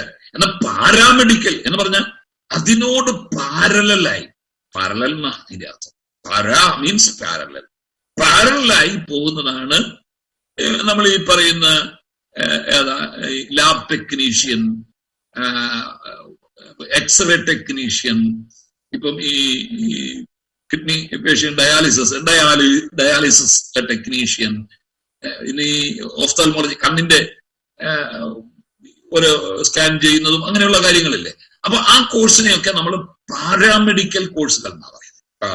ഗ്രീക്കാതാ പദം, ഗ്രീക്കിൽ നിന്ന് വന്നതാണ്. പാരാ എന്നുള്ള പദത്തിൽ നിന്നാണ് നമ്മൾ ഇംഗ്ലീഷിൽ പാരലൽ എന്ന് വരുന്നത്. അപ്പൊ എന്ത് ഈ പാരലൽ കോളേജ് എന്ന് പറഞ്ഞാൽ എന്താ അർത്ഥം? പാരലൽ കോളേജ് എന്ന് പറഞ്ഞാൽ എന്താ അർത്ഥം? പാരലൽ കോളേജ് എന്ന് പറഞ്ഞാല് പാരലായിട്ട് പോവുക. പാരലൽ എന്ന് പറഞ്ഞാല് നമ്മുടെ സർക്കാർ നടത്തുന്ന ഔദ്യോഗിക വിദ്യാഭ്യാസ സ്ഥാപനങ്ങളും കോഴ്സുകളും ഉണ്ട്. അത് ഗവൺമെന്റ് നടത്തുന്നതാണ്, ഗവൺമെന്റ് അംഗീകരിച്ച് നടത്തുന്നതാണ്. എന്നാൽ ഗവൺമെന്റ് അംഗീകരിക്കാതെ തന്നെ അതിനോട് സമാന്തരമായി പോകുന്ന കോഴ്സുകളാണ്. പരീക്ഷയൊക്കെ ഗവൺമെന്റിൽ തന്നെ എഴുതും, പക്ഷെ പഠിപ്പിക്കലും ജോലിക്ക് വെക്കലും അതിന്റെ കാര്യങ്ങളെല്ലാം നിയന്ത്രിക്കുന്നത് സമാന്തരമായ സംവിധാനങ്ങൾ വഴിയാണ്. സമാന്തരം എന്നുള്ള അർത്ഥത്തിലാണ്. ഒരെണ്ണം നേരെ ചേർത്ത് വെക്കുക. ക്ലീറ്റോസ് പറഞ്ഞാൽ ഈ കലയോ എന്ന് പറഞ്ഞ പദത്തിൽ തന്നെ ഉണ്ടായതാ. കലയോ എന്ന് പറഞ്ഞാൽ വിളിക്കുക, എന്താ പകരത്തിന് വിളിക്കുക, ചേർത്ത് നിന്ന് വിളിക്കുക, കൂടി നിന്ന് വിളിക്കുക. ഇതാ പരിശുദ്ധാത്മാവ് ചെയ്യുന്നത്. കർത്താവ് പോവുക, കർത്താവ് തന്റെ ശുശ്രൂഷ, ഐഹിക ശുശ്രൂഷ പൂർത്തീകരിച്ചിട്ട് കർത്താവ് പിതാവിന്റെ സന്നിധിയിലേക്ക് കയറി പോവുകയാണ്. അപ്പൊ ആ സമയത്ത് ഞാൻ അങ്ങോട്ട് പോകുമ്പോൾ സമാന്തരമായ ശുശ്രൂഷ ചെയ്യാൻ, ഞാനിവിടെ ചെയ്തു വന്നത് തുടരാൻ എന്താ പരിശുദ്ധാത്മാവ് നിങ്ങളുടെ അടുക്ക വരും. കർത്താവ് പറഞ്ഞത് അതാ പാരക്ലീറ്റോസ് ഒന്നും പാരക്ലീറ്റോസ് എന്നൊക്കെ പരിശുദ്ധാത്മാവിനെ വിളിക്കുന്നത് എന്താണെന്നറിയാമോ? സമാന്തരമായി കർത്താവ് തുടർന്ന് വന്ന ശുശ്രൂഷ. കർത്താവ് ഇവിടെ ഇല്ല ഇപ്പൊ ഭൂമിയിൽ. ആത്മീയമായ അർത്ഥത്തിലല്ല ഞാൻ പറഞ്ഞത്. ഇപ്പൊ അക്ഷരികമായിട്ട് പറഞ്ഞു കഴിഞ്ഞാൽ കർത്താവ് ഇല്ല, അല്ലെ? പിതാവിന്റെ വലതുഭാഗത്തേക്ക് നമുക്ക് വേണ്ടി പക്ഷപാതം അണയ്ക്കുക. എന്നാൽ 2000 വർഷം 2020 വർഷം മുമ്പ് നിങ്ങൾ നോക്കിയാൽ നമ്മുടെ കർത്താവ് ഈ ഭൂമിയിൽ ഉണ്ടായിരുന്നു. നമ്മുടെ ഈ ഭൂമിയിൽ, ഈ മണ്ണിൽ ചവിട്ടി നമ്മൾ ഈ ശ്വസിക്കുന്ന ഈ വായു ശ്വസിച്ച്, അല്ലേ, നമ്മുടെ നാട്ടിലുള്ള ഈ വെള്ളമൊക്കെ കുടിച്ച് നമ്മുടെ കർത്താവ് ഈ നാട്ടിലുണ്ടായിരുന്നു. അത് ജീവിച്ചിരുന്നു എന്ന് പറയുന്നത് എന്തൊരു വലിയ സന്തോഷം, അല്ലെ? കർത്താവ് ഇവിടെ ഉണ്ടായിരുന്നു. പക്ഷെ കർത്താവ് അങ്ങ് പോയി. ഇപ്പൊ അക്ഷരികമായിട്ട് കർത്താവ് ഇവിടെ ഇല്ല. ഇപ്പൊ കർത്താവ് പിതാവിന്റെ വലതുഭാഗത്തിരുന്ന് തന്നിൽ വിശ്വസിക്കുന്നവർക്ക് വേണ്ടി പക്ഷപാതം ചെയ്തുകൊണ്ടിരിക്കുക. ഇനി കർത്താവ് മടങ്ങി വരാൻ പോവുക, നമ്മളത് കാത്തിരിക്കുകയാണല്ലോ. അതേസമയം കർത്താവിന്റെ ആത്മീക സാന്നിധ്യം നമ്മുടെ ഇടയിലുണ്ട്. അതുകൊണ്ടാ പറഞ്ഞത് 2-3 പേർ എന്റെ നാമത്തിൽ കൂടി വരുന്നിടത്തൊക്കെ ഞാൻ വരുമെന്ന് കർത്താവ് പറഞ്ഞത്. ആത്മീക സാന്നിധ്യം. അക്ഷരികമായിട്ട് യേശുക്രിസ്തു ഇങ്ങു വരികയല്ല, യേശുക്രിസ്തു ഇറങ്ങി വരികയല്ല. ആത്മീയമായ സാന്നിധ്യം അവിടെയുണ്ട്. പക്ഷെ അക്ഷരികമായി കർത്താവ് ഇപ്പോൾ പിതാവിന്റെ അടുക്കൽ. അപ്പോ കർത്താവ് അങ്ങോട്ട് പോകുമ്പോൾ കർത്താവിന് പകരമായി നമ്മളെ വിളിക്കുന്ന, നമ്മളോട് സംസാരിക്കുന്ന ഒരു ശുശ്രൂഷകൻ, നമ്മുടെ സഹോദരൻ എന്ന നിലയിൽ നമ്മളുമായി സംസാരിക്കുവാൻ കഴിയുന്ന നമ്മുടെ രക്ഷകനോ നമ്മുടെ മെന്ററോ ഉപദേഷ്ടാവോ ഒക്കെയായി നമ്മുടെ കൂടെ ഇരിക്കാൻ കർത്താവ് പറഞ്ഞയച്ച ആളാണ് പരിശുദ്ധാത്മാവ്. ഇനി ഈ പാരക്ലീറ്റോസ് എന്ന് പറഞ്ഞ പദമുണ്ടല്ലോ, ആ പദത്തിന് വേറെ പല പദങ്ങളുണ്ട്, വേറെ അർത്ഥങ്ങളുമുണ്ട്. അതിന് കംഫർട്ടർ എന്നൊരർത്ഥമുണ്ട് ഗ്രീക്കിൽ. കംഫർട്ടർ എന്ന് പറഞ്ഞാൽ ആശ്വാസപ്രദൻ. അതുകൊണ്ടാണ് ഈ പരിശുദ്ധാത്മാവിനെ നമ്മൾ ആശ്വാസപ്രദൻ എന്ന് വിളിക്കും. എന്താ ഈ ആശ്വാസപ്രദൻ എന്ന് പറഞ്ഞാൽ എന്താ? ആശ്വസിപ്പിക്കുന്നവൻ. അപ്പൊ പരിശുദ്ധാത്മാവിന്റെ ഒരു മെയിൻ ശുശ്രൂഷയാണ് എന്ത് ചെയ്യുക? നമ്മളെ ആശ്വസിപ്പിക്കുക. നമ്മുടെ വേദനകളിൽ, നമ്മുടെ ദുഃഖങ്ങളിൽ, നമ്മുടെ നൊമ്പരങ്ങളിൽ ഒക്കെ കൂടെ വന്നിരുന്ന് നമ്മെ ആശ്വസിപ്പിക്കുന്ന ശുശ്രൂഷ ചെയ്യുന്ന വ്യക്തിയാണ് പരിശുദ്ധാത്മാവ്. അപ്പൊ അത് നിങ്ങൾ മറന്നു പോകരുത് കേട്ടോ. വ്യക്തിയാന്ന് ഞാൻ പറയുമ്പോഴത്തേക്ക് പ്രത്യേകിച്ച് ഓർത്തോണം കേട്ടോ. He's A person. പരിശുദ്ധാത്മാവ് എന്നെയും നിങ്ങളെയും യേശുവിനെയും പോലെ ഒരു വ്യക്തിയാണ്. അല്ലാതെ പരിശുദ്ധാത്മാവ് ഒരു ശക്തിയല്ല. ചിലർ അങ്ങനെ പറയുന്ന പരിശുദ്ധാത്മാവ് ശക്തി അല്ല. അവർക്ക് അറിഞ്ഞുകൊണ്ടാ. പരിശുദ്ധാത്മാവിന്റെ ആളത്വം പഠിക്കുമ്പോൾ നമ്മളത് പഠിക്കേണ്ടതാണ്. ഇപ്പൊ നമുക്ക് അതിലേക്ക് പോകാനും സമയമില്ലാത്തത് കൊണ്ട് ഞാനിപ്പോ അതിലേക്ക് പോകുന്നില്ല. പരിശുദ്ധാത്മാവ് ഒരാളാണ്, ഒരു വ്യക്തിയാണ്. He's A person. എന്നെ പോലെ തന്നെ അടുത്ത് വന്നിരിക്കാൻ, എന്നെ പോലെ നടക്കാൻ, അല്ലെ, എന്നെ പോലെ ദുഃഖിക്കാൻ ഒക്കെ കഴിയാൻ പറ്റുന്ന, നമ്മുടെ കാര്യങ്ങൾ മനസ്സിലാക്കാൻ കഴിയുന്ന, നമ്മളൊരു കാര്യം പറഞ്ഞാൽ അത് മനസ്സിലാകുന്ന, നമ്മളെ ഉപദേശിക്കുന്ന ഒരു വ്യക്തി തന്നെയാണ് പരിശുദ്ധാത്മാവ്. അപ്പൊ പരിശുദ്ധാത്മാവിനെ വിളിച്ചിരിക്കുന്ന പേരാണ് ആശ്വാസപ്രദൻ. നമ്മളെ ആശ്വസിപ്പിക്കുക. അപ്പോ ഒരു കാര്യം നമ്മൾ പ്രത്യേകിച്ച് ഓർക്കണം. നമ്മുടെ പ്രതിസന്ധികളുടെ നടുവിൽ, നമ്മുടെ പ്രയാസങ്ങളുടെയും ബുദ്ധിമുട്ടുകളുടെയും ഒക്കെ നടുവിൽ നാം പ്രാർത്ഥിക്കുമ്പോൾ ഈ ആശ്വാസപ്രദൻ നമ്മളുടെ കൂടെ വരും, നമ്മളെ ആശ്വസിപ്പിക്കുക. മനുഷ്യന്റെ വാക്കുകൾക്ക് നമ്മളെ ആശ്വസിപ്പിക്കാൻ കഴിയുക അല്ലേ? മനുഷ്യനോട് നമ്മുടെ ദുഃഖം പറയുക അല്ലെ, നമ്മുടെ വേദനകൾ. നമുക്കെല്ലാം ഒത്തിരി വേദനകളുള്ളവരാ. വ്യക്തിപരമായി, മാനസികമായും ശാരീരികമായും അനുഭവിക്കുന്ന ഒത്തിരി വേദനകളുണ്ട്. അങ്ങനെയുള്ള വേദനകളുടെ നടുവിൽ നാം ആ വേദനകളും നമ്മുടെ നിരാശകളും നമ്മുടെ പ്രയാസങ്ങളും ഒക്കെ ഒരു മനുഷ്യനോട് നിങ്ങൾ എന്ന് പറഞ്ഞെന്ന് വെച്ചു. ഇപ്പൊ നിങ്ങൾ എന്നോട് പറഞ്ഞാലുണ്ടല്ലോ, അത് നിങ്ങളുടെ ഭാരമെല്ലാം ഇത്രയും പരിചയമൊക്കെ ഉണ്ടല്ലോ എന്ന് എന്നോടങ്ങ് പറഞ്ഞേക്കാന്ന് കണ്ട് നിങ്ങൾ എന്നോട് പറഞ്ഞാൽ ഞാൻ വേണമെങ്കിൽ ഇതെല്ലാം താടിക്ക് കൈ കൊടുത്തിരുന്ന് കേൾക്കാം. കേട്ടിട്ട് ഞാൻ അവസാനം ഒരു നെടുവീർപ്പിട്ടേച്ച് പറയും സാരമില്ല. ഞാൻ സാരമില്ലെന്ന് പറയുമ്പോഴും ഈ വിഷയം നിങ്ങൾക്ക് സാരമായിട്ടിരിക്കുക. ഞാൻ സാരമില്ലെന്ന് പറഞ്ഞു കഴിഞ്ഞാൽ അതിന്റെ സാരം, അതിന്റെ വേദന, അതിന്റെ കഷ്ടത, അതിന്റെ ബുദ്ധിമുട്ടൊക്കെ മാറിപ്പോവോ? എനിക്കൊന്നും ചെയ്യാൻ പറ്റുകയില്ലെന്ന്. 5 പൈസ ഉപകാരം ചെയ്യാൻ എനിക്ക് പറ്റുകയില്ല. കാശ് തന്ന് സഹായിക്കാൻ അതിന് മാത്രം പൈസ എന്റെ കയ്യിലുണ്ട്. ഞങ്ങളെയൊക്കെ പലരും ദൈവമക്കൾ അവിടുന്ന് ഒക്കെ വിളിച്ചുകൊണ്ട് ദുഃഖങ്ങളും അവരുടെ വേദനകളും ചിലരുടെ ഇല്ലായ്മകളും സഹായം കിട്ടുമെന്നൊക്കെ കണ്ട് ഞങ്ങളെ വിളിക്കും. നമ്മുടെ കയ്യിൽ പൈസ കാണും, വീട് വെക്കാൻ പൈസയില്ല, വീടില്ല, കുഞ്ഞിനെ കെട്ടിക്കാൻ പറ്റുന്നില്ല, സ്ത്രീധനം കൊടുക്കാൻ പൈസയില്ല എന്നൊക്കെ പറഞ്ഞ് പലരും ഞങ്ങളെ വിളിക്കും. നമുക്ക് ഇവരെല്ലാം സഹായിക്കാൻ പറ്റുമോ? അപ്പൊ ഇതെല്ലാം ഇരുന്ന് കേട്ടേച്ച് നമ്മൾ തടിക്ക് കൈ കൊടുത്തിരുന്ന് നമ്മളിതെല്ലാം കേട്ടേച്ച് ലാസ്റ്റ് നമ്മൾ പറയുന്ന ഒരു വാക്കുണ്ട്, എന്നാ അറിയോ? സാരമില്ല. എടാ, ഞാൻ സാരമില്ലെന്ന് പറഞ്ഞു കഴിഞ്ഞുകൊണ്ട് നിങ്ങൾക്ക് ആ വിഷയം ഇല്ലാതായിപ്പോയോ? ഏകപക്ഷീയമായി ഒരു കാര്യവും ഇല്ലാതെ സാരമില്ലെന്ന് പറഞ്ഞ് വിടുകയുള്ളൂ. എന്നാൽ നാം ഒരു വേദന പറഞ്ഞാൽ, നമ്മുടെ ഒരു കഷ്ടത പറഞ്ഞാൽ ആ സാരമാണെന്ന് വിചാരിച്ച് അതിൽ ഇടപെടുന്ന ഒരാളെ ഉള്ളൂ. അതാ കർത്താവ്, അതാ പരിശുദ്ധാത്മാവ്.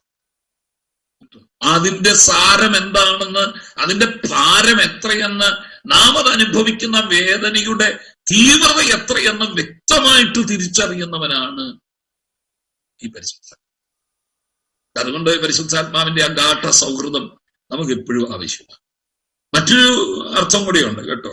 അപ്പൊ ഞാൻ പറഞ്ഞല്ലോ, കംഫർട്ടർ എന്നർത്ഥമുണ്ട്. അതുപോലെ തന്നെ ഞാൻ പറഞ്ഞു കൂടെ നിൽക്കുന്നവൻ, അല്ലേ? എപ്പോഴും നമ്മുടെ സഹായി, ഒരു ഹെൽപ്പ് എന്നൊരർത്ഥമുണ്ട്. വേറൊരു അർത്ഥമുണ്ട്, എന്താണെന്നറിയാമോ? A counsellor. കൗൺസലർ, ഉപദേശിക്കുന്നവൻ. പരിശുദ്ധാത്മാവ് നമ്മളെ ഉപദേശിക്കും. ഉപദേശിക്കുമോ? ഉപദേശിക്കും. അത് കേൾക്കാൻ നമുക്ക് ചെവി വേണമെന്നുള്ളതാണ്. അതുകൊണ്ടാണ് ഞാൻ പറഞ്ഞത്, പൗലോസും മറ്റുമൊക്കെ ഓരോ വിഷയത്തിനും മറുപടി ആത്മാവ് എന്നോട് പറഞ്ഞു, പരിശുദ്ധാത്മാവ് എന്നെ തടഞ്ഞു എന്നൊക്കെ പറയുന്നത് എന്താണെന്നറിയാമോ? പരിശുദ്ധാത്മാവിന്റെ ഉപദേശം അവർ കേൾക്കുന്നുണ്ട്, പരിശുദ്ധാത്മാവിന്റെ ആലോചന അവർ കേൾക്കുന്നുണ്ട്. നമ്മളതിന് ചെവി കൊടുക്കുന്നില്ല. ഇല്ലേ തന്നെ നമ്മുടെ പ്രാർത്ഥനയ്ക്കൊക്കെ മറുപടിക്ക് വേണ്ടി നമ്മൾ കാത്തിരിക്കുന്നില്ല. അങ്ങോട്ട് ചെന്ന് മുട്ടുമടക്കി നമ്മളങ്ങ് സ്വോത്രം സ്വോത്രം സ്വോത്രം സ്വോത്രം എന്ന് പറഞ്ഞ് നമ്മുടെ വിഷയങ്ങളെല്ലാം അങ്ങ് പ്രാർത്ഥിക്കും. അത് മണിക്കൂറുകൾ എടുത്ത് പ്രാർത്ഥിക്കും. മണിക്കൂറുകൾ പ്രാർത്ഥിച്ചിട്ട് നമ്മൾ ചാടി എഴുന്നേറ്റ് പോരില്ല. എന്നാൽ ആത്മാവിന് എന്തെങ്കിലും നമ്മളോട് പറയാനുണ്ടോ എന്നൊരു 2 മിനിറ്റ് നമ്മൾ ഇരിക്കുന്നില്ല, നമ്മൾ സമയം എടുക്കുന്നില്ല. ദൈവാത്മാവിന് എന്താണ് അതിനെക്കുറിച്ച് എന്നോട് സംസാരിക്കാനുള്ളത്? അങ്ങോട്ട് പറയാൻ നമ്മൾ ഇങ്ങനെ പറഞ്ഞ് നമ്മളങ്ങ് പറയുക, അങ്ങ് പറഞ്ഞ്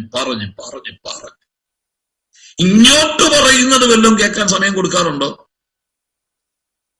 ഇല്ല. അതിനു മുമ്പേ നമ്മൾ ആമേൻ പറഞ്ഞ് ബ്രേക്ക് ഇട്ട് എഴുന്നേറ്റ് പോവുക. നമ്മൾ ഇങ്ങോട്ട് കേൾക്കാൻ ഇഷ്ടപ്പെടുന്നില്ല. നിങ്ങൾ അതൊന്ന് പരിശീലിക്കണം കേട്ടോ. ഈ പ്രാർത്ഥന എന്ന് പറഞ്ഞ നമുക്ക് പറയാനുള്ളതെല്ലാം തീരുമ്പോ നിർത്താനുള്ളതല്ല പ്രാർത്ഥന കേട്ടോ. നമുക്ക് പറയാനുള്ളത് തീർന്നു കഴിഞ്ഞിട്ട് കേൾക്കാനുള്ളത് കേൾക്കുകയും കൂടെ ചെയ്യുന്നതാണ് പ്രാർത്ഥന.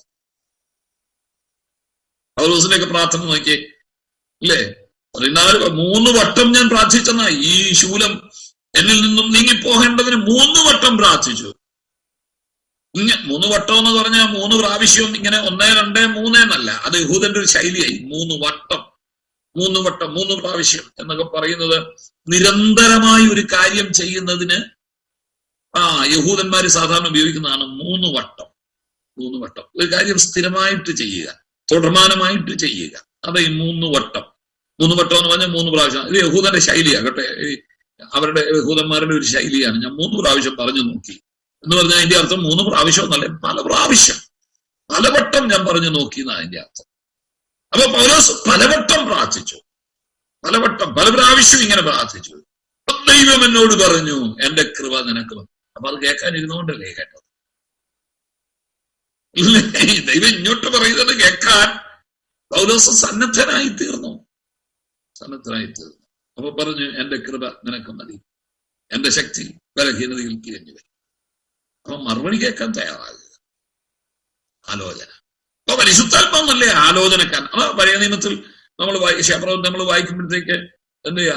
വഴി ഇതാകുന്നു, ഇതിലേ നടന്നുകൊള്ളുവീൻ എന്നൊരു ശബ്ദം ഞാൻ പുറകീന്ന് കേൾക്കുമെന്നാ. പഴയ നിയമകാലത്ത് പുറകീന്നാ കേട്ടത്.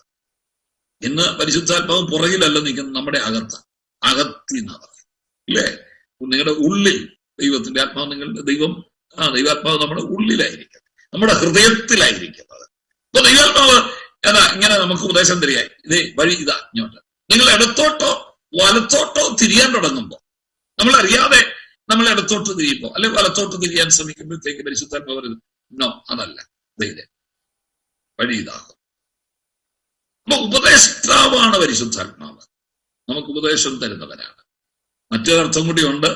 പാരാക്ലീറ്റോസ് എന്ന് പറഞ്ഞതിന്റെ അർത്ഥങ്ങളാണ് ഞാൻ പറഞ്ഞു തന്നത്. മറ്റൊരർത്ഥമുണ്ട്, ആൻ അഡ്വക്കേറ്റ്. അഡ്വക്കേറ്റ് എന്ന് പറഞ്ഞാൽ നമുക്ക് വേണ്ടി വാദിക്കുന്നവൻ. അഡ്വക്കേറ്റ് എന്ന് പറഞ്ഞാൽ നമുക്കറിയാം വക്കീലാണ്, നമുക്ക് വേണ്ടി വാദിക്കും, നമുക്ക് വേണ്ടി പക്ഷം പിടിക്കും കേട്ടോ. കർത്താവും അങ്ങനെ നമ്മുടെ അഡ്വക്കേറ്റ് ആണ് എന്ന് യോഹന്നാന്റെ ലേഖനത്തിൽ എഴുതിയിട്ടുണ്ട്. പരിശുദ്ധാത്മാവും നമുക്ക് വേണ്ടി അഡ്വക്കേറ്റ് ചെയ്യും. അഡ്വക്കേറ്റ് എന്ന് ആരുടെ അടുക്കൽ അഡ്വക്കേറ്റ് ചെയ്യുന്നത്?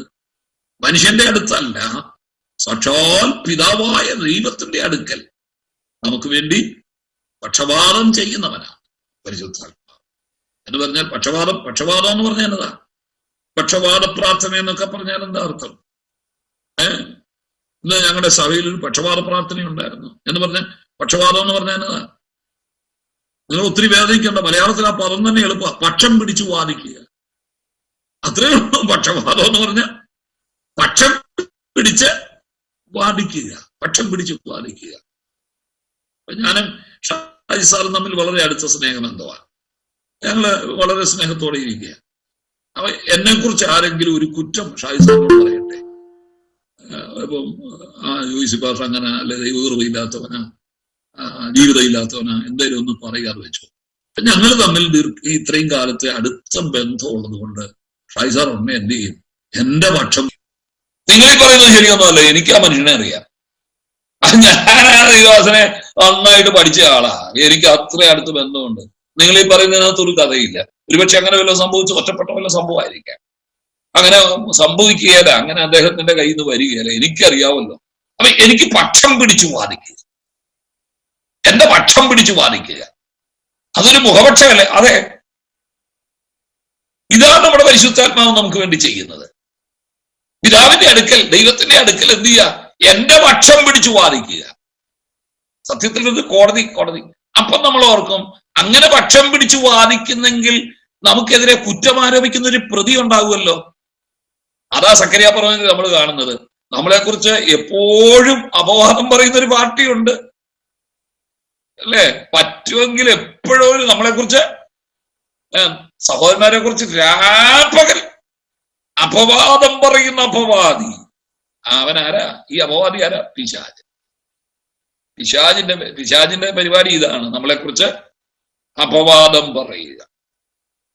നമ്മളെക്കുറിച്ച് ഇതിലെ മാത്രമല്ല, പിശാചിന് നിങ്ങൾക്കൊരു അറിയാമോ, ദൈവം അനുവദിച്ചിരിക്കുന്നത് കൊണ്ടാണ് മൂന്നാം സ്വർഗത്തിൽ കർത്താവിന്റെ അടുക്കൽ, ദൈവം ഇരിക്കുന്ന സിംഹാസനത്തിലെ അടുക്കൽ വരെ കയറി ചെല്ലാൻ പിശാചിന് അനുവാദമുണ്ട്. യോബിന്റെ പുസ്തകവും സക്കറിയ പ്രവചനം നിങ്ങൾ നോക്കിക്കോ. അപ്പൊ ദൈവത്തിന്റെ അടുക്കൽ ചെന്ന് എന്ത് ചെയ്യുക? നമ്മുടെ കുറ്റം പറയുക. വേറൊരു കാര്യമാണ്, പിശാച് പോഷ്കിന്റെ അപ്പനുമാണ്. പക്ഷേ ഒരു കാര്യം, ഈ പോഷ്ക് എന്ന് പറഞ്ഞാൽ ഇതിലെ മനുഷ്യന്റെ അടുക്കലെ ഈ നുണ പറഞ്ഞ് നടക്കുവാണ്. ദൈവത്തിന്റെ അടുക്കൽ ചെന്ന് നുണ പറഞ്ഞ് രക്ഷപ്പെടാൻ പറ്റുകയില്ല. പിശാച് നുണ പറഞ്ഞാൽ ദൈവം കേൾക്കുവോ? നുണ കേൾക്കുവോ? ദൈവം നുണ മനുഷ്യൻ അംഗീകരിക്കും. ഇപ്പൊ പിശാച് ഇവിടെ വന്ന് എന്നോട് അടുത്ത് വന്ന് ഷായിസാറിനെ കുറിച്ച് നുണ പറഞ്ഞാൽ ചിലപ്പോൾ ഞാനങ്ങ് വിശ്വസിച്ച് പോയെന്ന് വരും, ഞാനങ്ങ് അംഗീകരിച്ചു പോയെന്ന് പറയും. പക്ഷേ ദൈവത്തിന്റെ അടുക്കൽ ചെന്ന് എന്നെ കുറിച്ചോ ഷായിസാറിനെ കുറിച്ചോ എന്നതിലും അപവാദം പറഞ്ഞ ദൈവം അംഗീകരിക്കുവോ? നുണ പറഞ്ഞ അംഗീകരിക്കുവോ? ഇല്ലേ? പിശാച് എന്ന് പറയും, ഇല്ലേ? അവനെ ആട്ടി ഓടിക്കും അവിടുന്ന്. അതുകൊണ്ട് ഈ പിശാച് പോഷ്കന കേട്ടോ, പോഷ്കിന്റെ അപ്പനുമാന്നാ പറഞ്ഞത്, നുണയന്റെ രാജാവാണ്.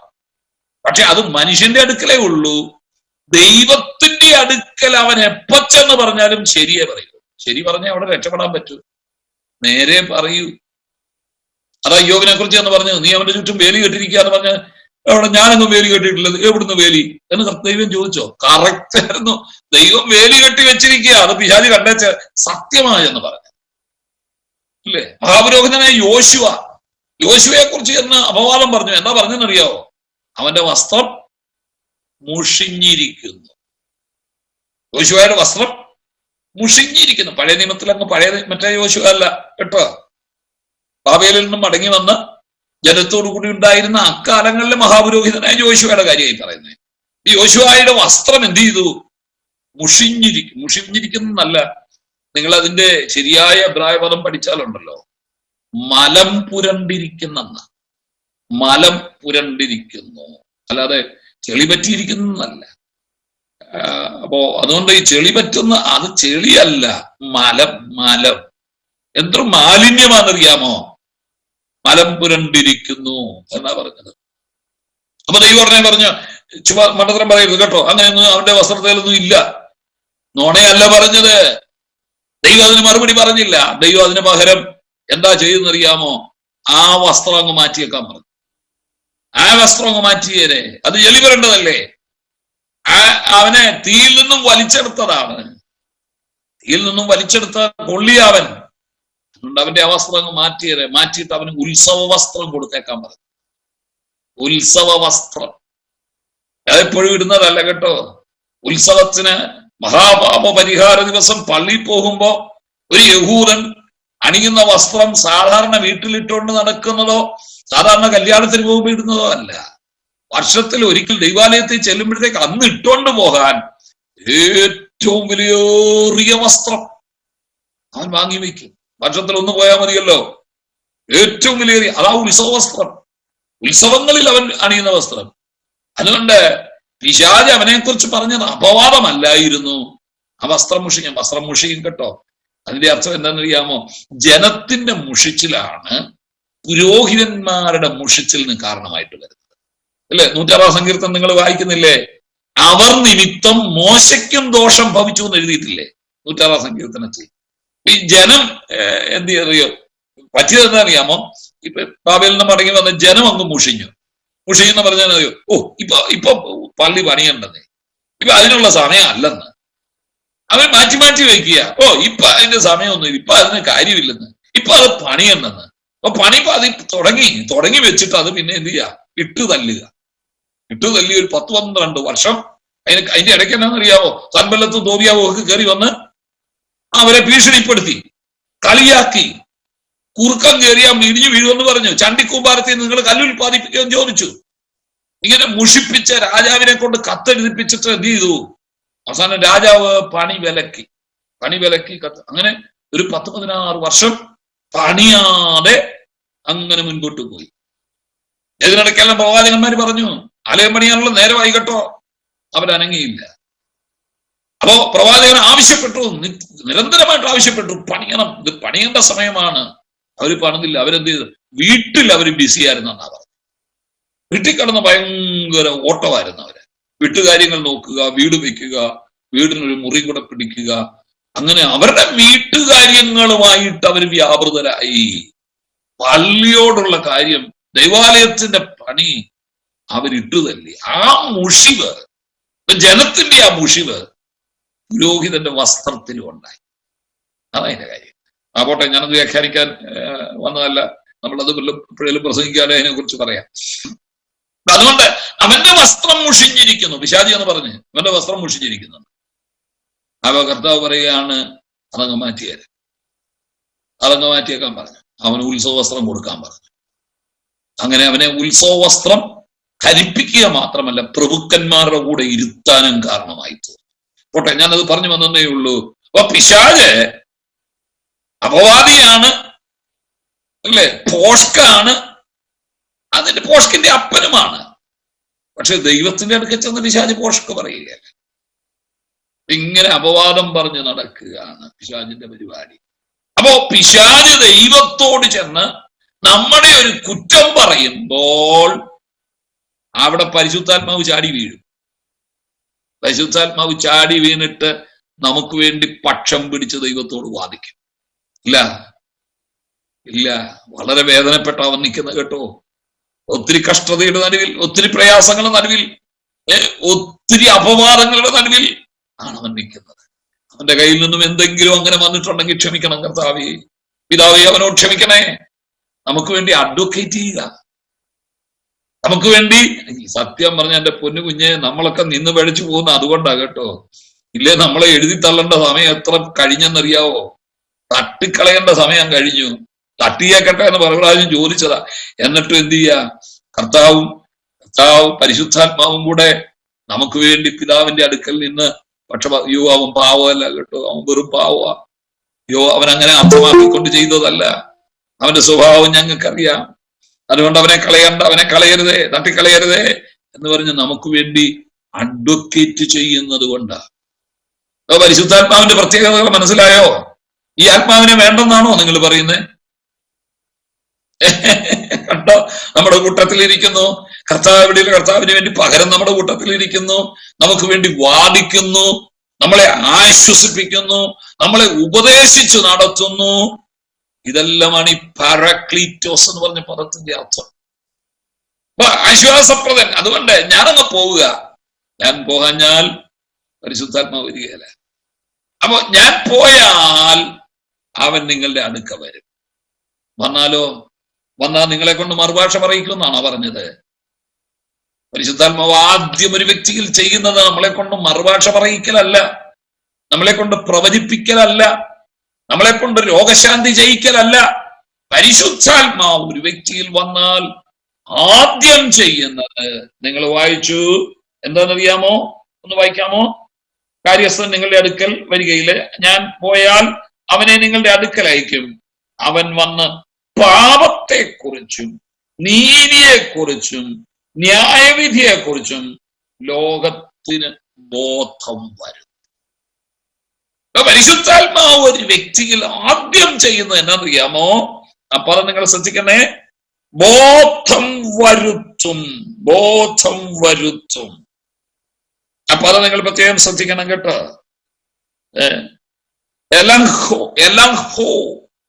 എലങ്ഹോ എന്നൊരു പദമാണ് കേട്ടോ, ഗ്രീക്കിലെ ബോധം വരുത്തുക. ELEGCHO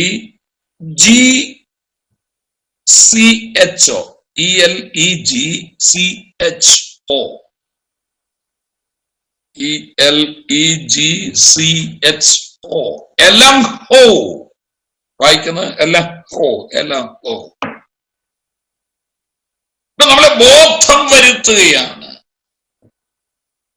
ആ പദമുണ്ടല്ലോ, ഈ എലങ്ഹോ എന്ന് പറഞ്ഞ പദം കർത്താവ് ഈ പറയുന്ന കാലഘട്ടത്തിൽ ഇത് കോടതിയിൽ പറയാൻ ഉപയോഗിക്കുന്ന ഒരു പദമാണ്.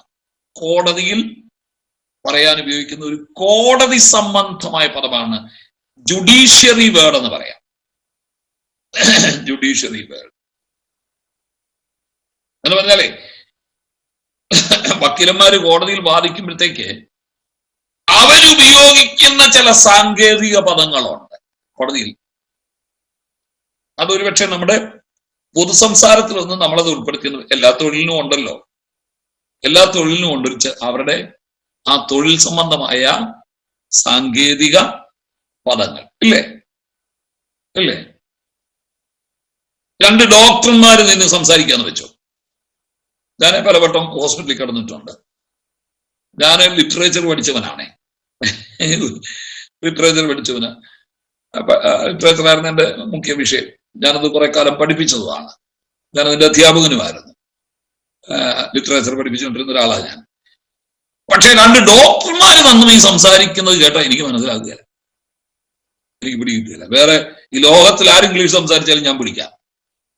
കാരണം എൻ്റെ ഐശ്യ വിഷയം അതാണ്, കോളേജിൽ പഠിച്ചതാണ്, ഞാനത് പഠിപ്പിച്ചുകൊണ്ടിരുന്നതാണ്. ഇംഗ്ലീഷ് എനിക്ക് മനസ്സിലാകും. പക്ഷെ ഡോക്ടർമാര് തമ്മിൽ സംസാരിക്കുന്നത് കേട്ടാൽ എനിക്ക് പിടികിട്ടുകയില്ല. അതിന്റെ കാര്യം എന്താണെന്നറിയാമോ? അവരുപയോഗിക്കുന്ന പദങ്ങൾ പലതും സാങ്കേതിക പദമാണ്, ടെക്നിക്കൽ ടേംസാ. ടെക്നിക്കൽ എന്ന് പറഞ്ഞാൽ അവർക്ക് അങ്ങനെയാ അതിനെക്കുറിച്ച്. ഇപ്പൊ നമ്മള് എനിക്ക് ഹാർട്ട് അറ്റാക്ക് വന്നെന്ന് പറഞ്ഞാൽ അവര് അതല്ല പറയുന്നത്. അവര് പറയുന്നത് കൊറോണറി ത്രോംബോസിസ് എന്നാണ് പറയുന്നത്, അല്ലെ കാർഡിയാക് അറസ്റ്റ് എന്നൊക്കെ അവര് പറയുന്നത്. അത് കേട്ടാ നമുക്ക് മനസ്സിലാവുമോ? നമ്മുടെ ഭാഷ വേറെ, നമ്മൾ ഹാർട്ട് അറ്റാക്ക് എന്നാണ് മാക്സിമം പറയുന്നത്. അവര് പറയുന്നത് കൊറോണറി ത്രോംബോസിസ്. അതെന്നതാ നമ്മൾ കേട്ടിട്ട് പോലും ഇല്ല ഈ കൊറോണറി ത്രോ. അത് നമ്മൾ ആ മെഡിക്കൽ ടേം നമ്മൾ പഠിക്കാം. ഒരു ഡോക്ടർക്ക് അവന്റെ മെഡിക്കൽ ടേം ഉണ്ട്, അല്ലേ? ഒരു മെഡിക്കൽ ടേം ഇല്ലേ? ഈ വണ്ടിയെ ജോലി ചെയ്യുന്നവരെ, കണ്ടക്ടർ, ഡ്രൈവർ, കിളി, അതിന്റെ ടെക്നിക്, അവർക്ക് അവരുടെ ചില ടെക്നിക്കൽ ടേംസ് ഇല്ലേ, അല്ലേ? അവര് വർത്താനം പറഞ്ഞു കഴിഞ്ഞാൽ ബ്രേക്കും ലിവറും ബൗഡനും ഒക്കെ അവര് കൂടുതൽ പറയുന്നത്. കണ്ട് മേസ്ത്രിമാര് സംസാരിച്ചു കഴിഞ്ഞാൽ അവര് കൂടുതൽ പറയുന്നത് ചാന്ത്, കട്ട, തൂക്കുകട്ട, ടേപ്പ്, ഇതൊക്കെ അവരിപ്പോ അങ്ങോട്ടും ഇങ്ങോട്ടും പറയുന്നത്. ചിലപ്പോ നമുക്ക് പിടികിട്ടിയെന്ന് വരികയില്ല അവരുടെ ഭാഷ, അല്ലേ? എനിക്ക് പിടികിട്ടുകയല്ല, കാരണം എനിക്കത്ര വശമില്ല. സാധാരണക്കാർ വന്ന് നമ്മളോട് ഞാൻ പക്ഷേ അത് ഇങ്ങനെ ഞാൻ ചോദിച്ചെന്ന് പറഞ്ഞാൽ എന്താ, ഞാൻ മനസ്സിലാക്കാൻ ശ്രമിക്കും, എന്നാൽ ഇല്ല ഒന്നും എനിക്ക് പിടികിട്ടിയെന്ന് വരികയില്ല. അല്ല, ഈ പാസ്റ്റർമാർക്കും ഉണ്ടല്ലോ, ഞങ്ങൾ ദൈവദാസന്മാർ അതിൻ്റെതായിരിക്കുന്നതായ അതിനോടുള്ള ബന്ധത്തിൽ എന്നൊക്കെയല്ലേ ഞങ്ങൾ സംസാരിക്കുന്നത്, അല്ലേ? അത് നിങ്ങൾക്ക് പിടികിട്ടിയെന്ന് വരികയില്ല, ഞങ്ങളുടെ ടെക്നിക്കൽ ടേമാ, അത് ഞങ്ങൾ ഉണ്ടാക്കിയെടുത്ത പദവാ. അതിൻ്റെതായിരിക്കുന്നതാ വല്ല കാര്യമുണ്ട്? അതിനോടുള്ള ബന്ധത്തിൽ, അതിന്റെ വെളിച്ചത്തിൽ വല്ല കാര്യമുണ്ട്? ചുമ്മാ പൊലിപ്പിക്കുന്നതാ. അപ്പൊ ഓരോ തൊഴിലിനും അതിന്റെ ടേംസ് ഉണ്ട്, ടെക്നിക്കൽ ടേംസ് ഉണ്ട്. ഇതുപോലെ കോടതിയിൽ വക്കീലന്മാര് വാദിക്കുമ്പോൾ ഉപയോഗിക്കുന്ന കോടതി സംബന്ധമായ ഒരു പദമാണ് എലങ്ഹോ. കേട്ടോ? അങ്ങനെയൊക്കെ ദിവസം അങ്ങോട്ട് പഠിച്ചേ. ഓരോ പദം നമ്മൾ എടുക്കണം. മെഡിക്കൽ ടേംസ് ഉണ്ട്, ടെക്നിക്കൽ ടേംസ് ഉണ്ട്. നമ്മൾ മുമ്പേ പറഞ്ഞ കെട്ടുപണി, ഇത് ബിൽഡിംഗ്, കൺസ്ട്രക്ടിങ്, ഈ കൺസ്ട്രക്ഷൻ തൊഴിൽ സംബന്ധം. കഴിഞ്ഞ ദിവസം ഞാൻ പറഞ്ഞില്ല, ഓയിക്കഡോമിയോ എന്ന് പറഞ്ഞ പദമില്ലേ? ഓയിക്കണോമി, കെട്ടുപണി. അത് വീടുപണി എന്ന് വന്നതാ. മേസരിമാര് പറയുന്ന പദമാണ് ആത്മീക. നമ്മളതിനെ ആത്മീക വർധനമെന്നാ മലയാളത്തിൽ തർജ്ജമ ചെയ്ത് വെച്ചിരിക്കുന്നത്. സത്യത്തിൽ ആത്മീയ വർധനമെന്നല്ല, വീടിന്റെ കെട്ടുപണി. അതൊരു കൺസ്ട്രക്റ്റീവ് ടേമാണ്. കെട്ടിടം പണിക്കാർ തമ്മിൽ, മേസരിമാര് തമ്മിൽ പറയുന്ന ഒരു പദമാണ്. അതുപോലൊരു പദമാണ് കോടതി സംബന്ധമായ ജുഡീഷ്യറി ടേം എന്ന് പറയും കേട്ടോ. Judiciary term. അതുപോലെ തന്നെ ഈ യുദ്ധസംബന്ധിയായ പദമുണ്ട് കേട്ടോ. യുദ്ധവുമായിട്ട് ബന്ധപ്പെട്ട് ഉള്ള പദങ്ങളുണ്ട്. അങ്ങനെ വേദപുസ്തകത്തിൽ അങ്ങനെയുള്ള പല പദങ്ങൾ. യേശുക്രിസ്തു ഇവിടെ ഉപയോഗിച്ചിരിക്കുന്നത് കോടതിയിൽ വക്കീലന്മാര് പറയുന്ന ഒരു പദമായിട്ട് പറഞ്ഞല്ല. ചുമ്മാതെ യേശുക്രിസ്തുവിന് എല്ലാം അറിയാമല്ലോ, അല്ലേ? വക്കീലന്മാര് പറയുന്ന പദം അറിയാം, സാധാരണക്കാരുടെ ഭാഷ അറിയാം. യേശു പറഞ്ഞെന്നറിയാമോ? ഇവിടെ പറഞ്ഞത് അവൻ വന്ന് നിങ്ങളെ ബോധം വരുത്തും. എലഹോ, അതിലെ രണ്ട് അർത്ഥമാണ് കേട്ടോ. ഈ എലഹോ എന്ന് പറഞ്ഞ അതിന് രണ്ട് അർത്ഥമാണ്. അറിയാമോ? It can convict a man of the crime he committed. ബോധം വരുത്തുക എന്ന് പറഞ്ഞ ഒരു വ്യക്തിയെ അവന്റെ തെറ്റ് ബോധിപ്പിക്കുക. കോടതിയിൽ ചെന്ന് നമ്മൾ സാധാരണ പറയുമല്ലോ, ഡോക്ടർമാരുടെ അടുക്കലും വക്കീലന്മാരുടെ അടുക്കലും പാസ്റ്റർമാരുടെ അടുക്കലും നുണ പറയരുതെന്നുണ്ട്, അല്ലേ?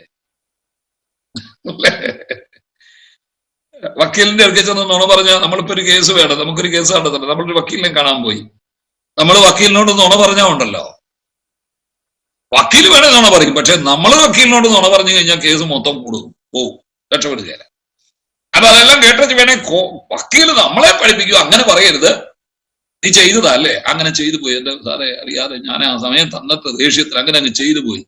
അപ്പൊ അദ്ദേഹം പറഞ്ഞു തരും, ഞാൻ അങ്ങനെ ചെയ്തെന്ന് പറയരുത്, അല്ലെ ഞാനത് കണ്ടെന്ന് പറയരുത്. അവര് പഠിപ്പിക്കും. പക്ഷെ നമ്മൾ സത്യം പറയണം. വക്കീലിന്റെ അടുക്കൽ ചെന്ന് സത്യം പറയണം. ഡോക്ടറിന്റെ അടുക്കൽ ചെന്ന് സത്യം പറയണം. ഡോക്ടറെ അടുക്കൽ ചെല്ലുമ്പോഴത്തേക്ക് എനിക്ക് കണ്ണിന് വേദനയായിരുന്നു, തലയ്ക്ക് വേദനയായിരുന്നു, ചെസ്റ്റിന് വേദനയായിരുന്നു. വേദനയും തന്നെ പറയണം. അപ്പൊ ചോദിക്കുക എങ്ങനെയുള്ള വേദനയാ? ഇങ്ങനെ ഒരു പ്രിക്കിളി പെയിനാണ്, ഇങ്ങനെ അള്ളിപ്പിടിക്കുന്ന ഒരു വേദന. അപ്പൊ ചോദിക്കും ചെവിയുടെ ഇതിലൂടെ വേദന വന്നു, ഒരത്തിക്കൂടെ വേദന വന്നു. ഇന്നതാ, അത് പറയണം, ഉള്ളത് പറയണം. അതുപോലെ ഈ പാസ്റ്റർമാരുടെ അടുത്ത് ചെന്നും കള്ളം പറയരുതേ. എന്റെ കാര്യം എന്നറിയാവോ?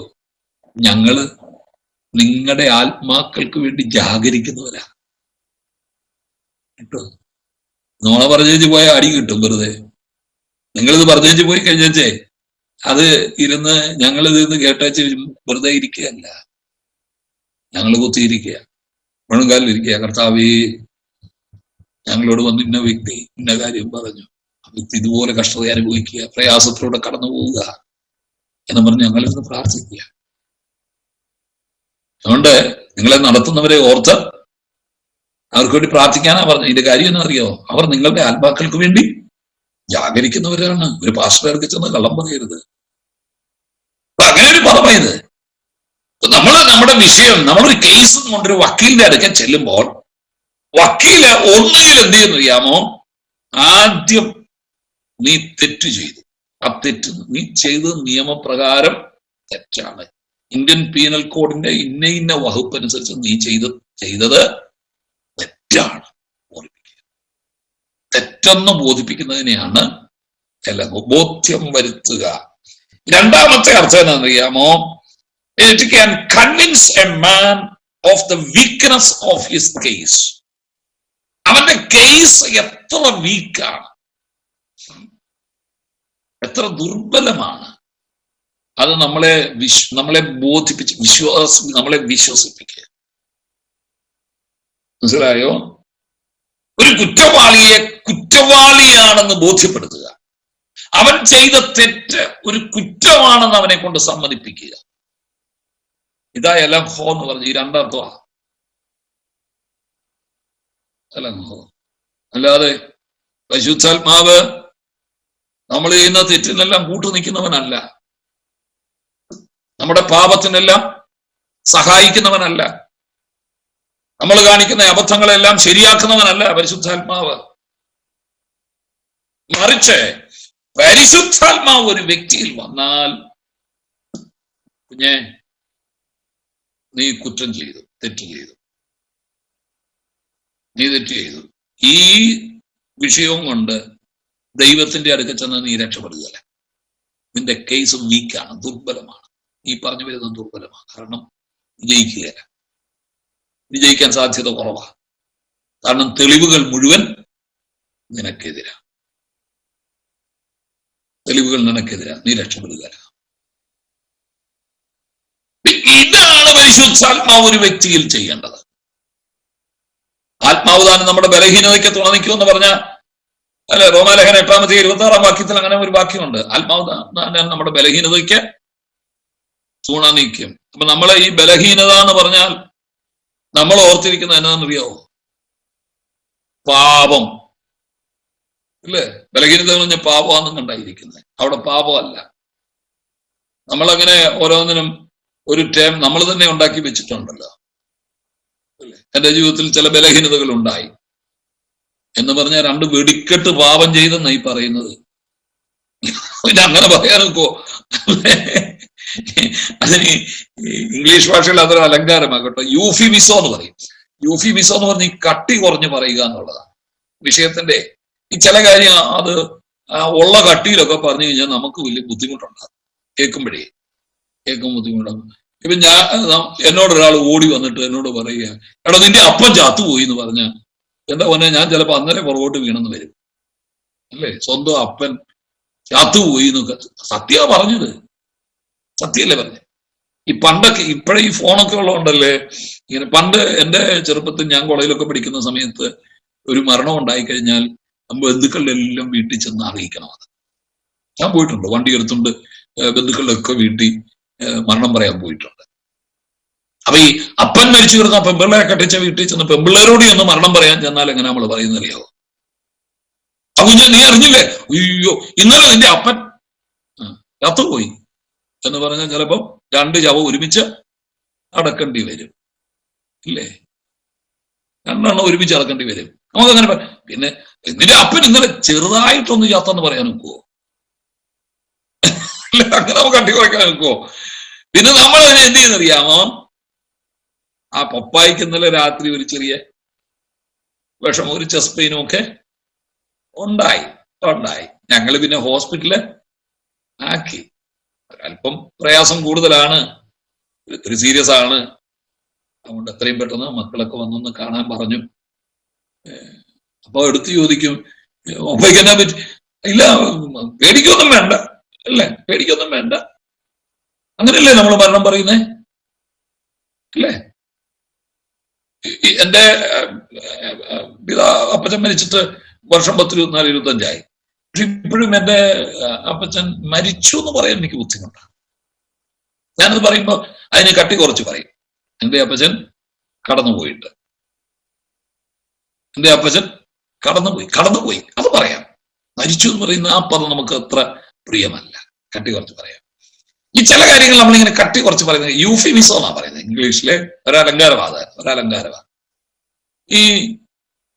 ഇപ്പൊ ഞാന് ഷായി സാറിനോട് പറയാം, സാറേ ഞാനൊരു കാറ് വാങ്ങിച്ചു കേട്ടോ, ഒരു പുതിയ കാറ് വാങ്ങിച്ചു. സാറ് ചോദിക്കാ, ഓ അതെ സെക്കൻഡ് ഹാൻഡാ. ഞാൻ എപ്പോഴേലും പറയുമോ സെക്കൻഡ് ഹാൻഡ് വണ്ടി മേടിച്ചിട്ട് വലിയ കാര്യത്തിൽ പറയുമോ? സെക്കൻഡ് ഹാൻഡ് വണ്ടി വാങ്ങിക്കുന്നവർക്ക് താല്പര്യമാണോ അത് പറയാൻ? ഞാനും വാങ്ങിച്ചു, ശകലം പഴക്കമുണ്ട് അല്ലെ. നമ്മൾ എന്ത് മൈൽഡായിട്ട് അത് പറയുന്നത്. ഞാനൊരു സെക്കൻഡ് ഹാൻഡ് വണ്ടി വാങ്ങിച്ചെന്ന് പറയാൻ ഇഷ്ടമാണ്. ഇത് വണ്ടി വിൽപ്പനക്കാർക്കും അറിയാം. അവരുടനെ സെക്കൻഡ് ഹാൻഡ് വണ്ടി എന്നുള്ളതിന് പകരം ഇപ്പൊ അവര് വേറൊരു പേരിട്ടിട്ടുണ്ട്. എന്നറിയോ? Used car. അത് യൂഫിമിസമാ. അല്ലെങ്കിൽ പ്രീ ഓൺഡ് കാർസ്. ചിലടത്ത് എഴുതി വെച്ചിരിക്കുന്നുണ്ടല്ലേ, പ്രീ ഓൺ. വേറെ നേരത്തെ ഇത് വേറൊരാളുടെ സ്വന്തമായിരുന്ന വണ്ടി. എന്നാലും സെക്കൻഡ് ഹാൻഡ് എന്ന് പറയില്ല. സെക്കൻഡ് ഹാൻഡ് എന്ന് പറയുമ്പോഴാണ് നമുക്കെല്ലാം ബുദ്ധിമുട്ട്. അപ്പൊ ചിലർ ഓർത്തിരിക്കുന്നത് ദൈവാത്മാവ് നമ്മുടെ ബലഹീനതയ്ക്ക് തുണ നിൽക്കുമെന്ന് പറഞ്ഞിരിക്കുന്നത് ഇതുപോലെ യൂഫിമിസമാണെന്നാണ് ഓർത്തിരിക്കുന്നത്. അവിടെ ഉപയോഗിച്ചിരിക്കുന്ന പദം ഉണ്ടല്ലോ, ഗ്രീക്ക് ഭാഷയിൽ അസ്തനേയ എന്ന് പറഞ്ഞൊരു പദമാണ്. അസ്തനേയ ബലഹീനത. 8:26 ഞാൻ ഈ പറയുന്നത്. റോമർ 8:26 കിടക്കുന്ന ആത്മാവ് താനും നമ്മുടെ ബലഹീനതയ്ക്ക് തുണ നിൽക്കുന്നു എന്നുള്ളിടത്ത് നമ്മുടെ ബലഹീനത എന്ന് ഉപയോഗിച്ചിരിക്കുന്ന പദം അസ്തനേയ എന്ന പദത്തിന്റെ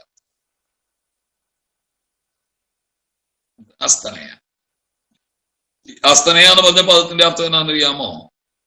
പാപം എന്നല്ല അതിന്റെ അർത്ഥം, ബലമില്ലാത്ത അവസ്ഥ.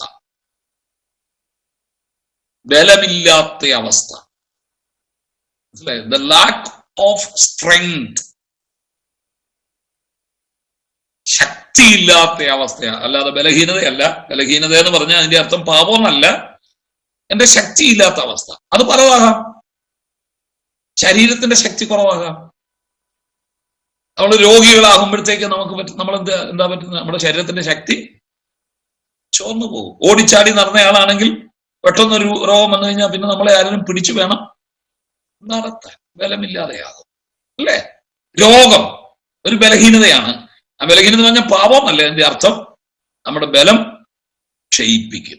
തന്നെ ചിലപ്പോൾ എഴുന്നേക്കാൻ വയ്യാതെ വരും, തന്നെ ആഹാരം വാരിക്കഴിക്കാൻ വയ്യാതെ വരും. അപ്പൊ വേറൊരാൾ എന്ത് ചെയ്യും? ആഹാരം എടുത്ത് നമുക്ക് തരും. അതാ ബലഹീനത. അത് ഭൗതികമായിട്ടും വരാം, ആത്മീയമായിട്ടും വരാം കേട്ടോ. ആത്മീയമായി എന്ന് പറഞ്ഞാൽ വിശ്വാസത്തിൽ ബലഹീനത. ഈ അസ്തനയ എന്നുള്ള പദം നോക്കിയാൽ മതി. അത് നോക്കട്ടെ, എപ്പോഴെങ്കിലും ശുശ്രൂഷിക്കുമ്പോഴോ വല്ലോ ഒരു ഇത് പറയുമ്പോഴോ ഞാനത് കാണിച്ചു തരാം. പലയിടത്ത് എഴുതിയിട്ടുണ്ട് അത് അസ്തനയ. അത് വിശ്വാസത്തിൽ വന്നു പോകുന്ന വീഴ്ചകൾ, നമ്മുടെ ബലഹീനത. നമുക്ക് വേണ്ട ചില സമയത്ത് എന്ത് ചെയ്യുക? ചില വിഷയം, ചിലപ്പോൾ പെട്ടെന്നൊരു രോഗം, നമുക്ക് വേണ്ടതുപോലെ വിശ്വാസം, പെട്ടെന്ന് നമ്മൾ തലവേദനയായോ കാലിന് വേദനയായോ നമ്മൾ ചെല്ലുക, ഡോക്ടർ സ്കാൻ ചെയ്ത് പെട്ടെന്ന് നമ്മളോട് പറയുക ക്യാൻസർ എന്ന് പറയുക. ഒയ്യോ എന്റെ പൊന്നെ, നമ്മുടെ വിശ്വാസം എല്ലാം ചിലപ്പം ചോർന്നു പോകും, അല്ലേ? വിശ്വാസം ചോർന്നു പോയി നമുക്ക് പ്രാർത്ഥിക്കാൻ മനസ്സില്ലാതാകും. പ്രാർത്ഥിച്ചിട്ടും ഇനി കാര്യമില്ലെന്നാകും. അത് വിശ്വാസത്തിൽ വരുന്ന ബലഹീനതയാണ്. അപ്പൊ ബലഹീനതയെ താങ്ങുമെന്നൊക്കെ കർത്താവ് എഴുതിയിരിക്കുന്നത് ഗലാത്യ ലേഖനത്തിന് 6-ാം അധ്യായത്തിൽ എഴുതിയിട്ടില്ലേ? ബലഹീനതയെ താങ്ങണമെന്ന് പറഞ്ഞു. അതിന്റെ അർത്ഥം ഇതാണ്, വിശ്വാസത്തിൽ ബലഹീനത. ചിലർക്ക് വിശ്വാസത്തിൽ ഭയങ്കര ബലമായിരിക്കും, അല്ലെ? ചിലർ ഭയങ്കര വിശ്വാസം പറഞ്ഞ് എന്തു വന്നാലും, എന്തു പ്രശ്നം വന്നാലും അവര് ധൈര്യത്തോടെ നിൽക്കും. അതേസമയം ചിലർക്ക് ഒരു പ്രശ്നം വരുമ്പോഴത്തേക്ക് അവർ തകർന്നു പോകും, അല്ലേ? തകർന്ന് നാമാവിശേഷമായി നല്ലതായി. അങ്ങനെ നമ്മുടെ ജീവിതത്തിലുണ്ട്, എന്റെ ജീവിതത്തിലും സംഭവിച്ചിട്ടുണ്ട്. വിശ്വാസത്തിൽ ബലഹീനത വരികയല്ലേ, അല്ലേ? ചില വിഷയങ്ങളുടെ മുമ്പിൽ നമ്മൾ മനസ്സ് ക്ഷീണിച്ച് മടുത്ത് നമുക്ക് പ്രാർത്ഥിക്കാൻ തോന്നാതെ മതി, ഇനി വലിയ കാര്യമൊന്നും ഇല്ല, ഞാൻ ഇത്രയും പ്രാർത്ഥിച്ചിട്ട് ഇത്രയും ദൈവത്തോട് കൂടെ നടന്നിട്ട് എനിക്ക് ഇങ്ങനെയൊക്കെയാണോ വരുന്നത്, നമുക്ക് പ്രാർത്ഥിക്കാൻ പോലും തോന്നാതെ വരുന്ന അവസ്ഥകൾ ഉണ്ട്. അത് ബലഹീനത. അല്ലാതെ ബലഹീനത എന്ന് പറഞ്ഞ പാപമല്ല കേട്ടോ. അപ്പൊ ആത്മാവ് താനും നമ്മുടെ ബലഹീനതകൾക്ക് തുണനിൽക്കുന്നെന്ന് പറഞ്ഞാൽ അതിന്റെ അർത്ഥം നമ്മുടെ പാപത്തിന് തുണനിൽക്കുന്നല്ല. ശരീരത്തിന്റെ ബലഹീനത, ആത്മീയമായ ബലഹീനത, സാമ്പത്തികമായ ബലഹീനതയും വരാം കേട്ടോ. അതൊക്കെ ഞാൻ എപ്പോഴെങ്കിലും എടുക്കാം, പോട്ടെ. അതാ ബലഹീനത. ആ ബലഹീനതയ്ക്ക് തുണനിൽക്കുന്നു. തുണനിൽക്കുക എന്ന് പറഞ്ഞാൽ സഹായിക്കുക എന്നാണ് അതിന്റെ അർത്ഥം കേട്ടോ. ഹെൽപ്പ് എന്നാണ് അതിന്റെ അർത്ഥം. സുനാൻറ്റിലം ഫനറ്റായി എന്ന് പറഞ്ഞൊരു ഗ്രീക്ക് പദം. അത് എഴുതൊന്നും വേണ്ട, എഴുതി പേനയുടെ ഇനിയിപ്പോ ഒന്നും ഓടിക്കണ്ട കേട്ടോ. സുനാൻറ്റിലം ഫനറ്റായി, തുണനിൽക്കുക എന്നുള്ളതിന് ഗ്രീക്കിൽ അവിടെ എഴുതിയിരിക്കുന്ന പദം അതാണ്. അപ്പോ ആത്മാവ് നമ്മുടെ ബലഹീനതകൾക്ക് സഹായിക്കുന്നു, അതല്ലാതെ പാപത്തിനല്ല. അപ്പൊ ദൈവാത്മാവ് എന്ത് ചെയ്യാന്നറിയാമോ? ഒരു വ്യക്തി അവന്റെ ജീവിതത്തിൽ പരിശുദ്ധാത്മാവ് ഇറങ്ങി വന്നാൽ പാപത്തെ കുറിച്ച് ബോധ്യം വരുത്തും, നീതിയെ ബോധ്യം വരുത്തും, വരാനുള്ള ന്യായവിധിയെ കുറിച്ച് ബോധ്യം വരുത്തും. ഇതാത്മാവ് ആദ്യം ചെയ്യുന്നു, അല്ല അന്യഭാഷ പറയിപ്പിക്കുകയല്ല, മറുഭാഷ പറയിപ്പിക്കുകയല്ല. നാം ചെയ്യുന്ന പാപം എന്താണ്? ആ പാപം കൃത്യമായിട്ട് ഓർപ്പിക്കും നമ്മളെ.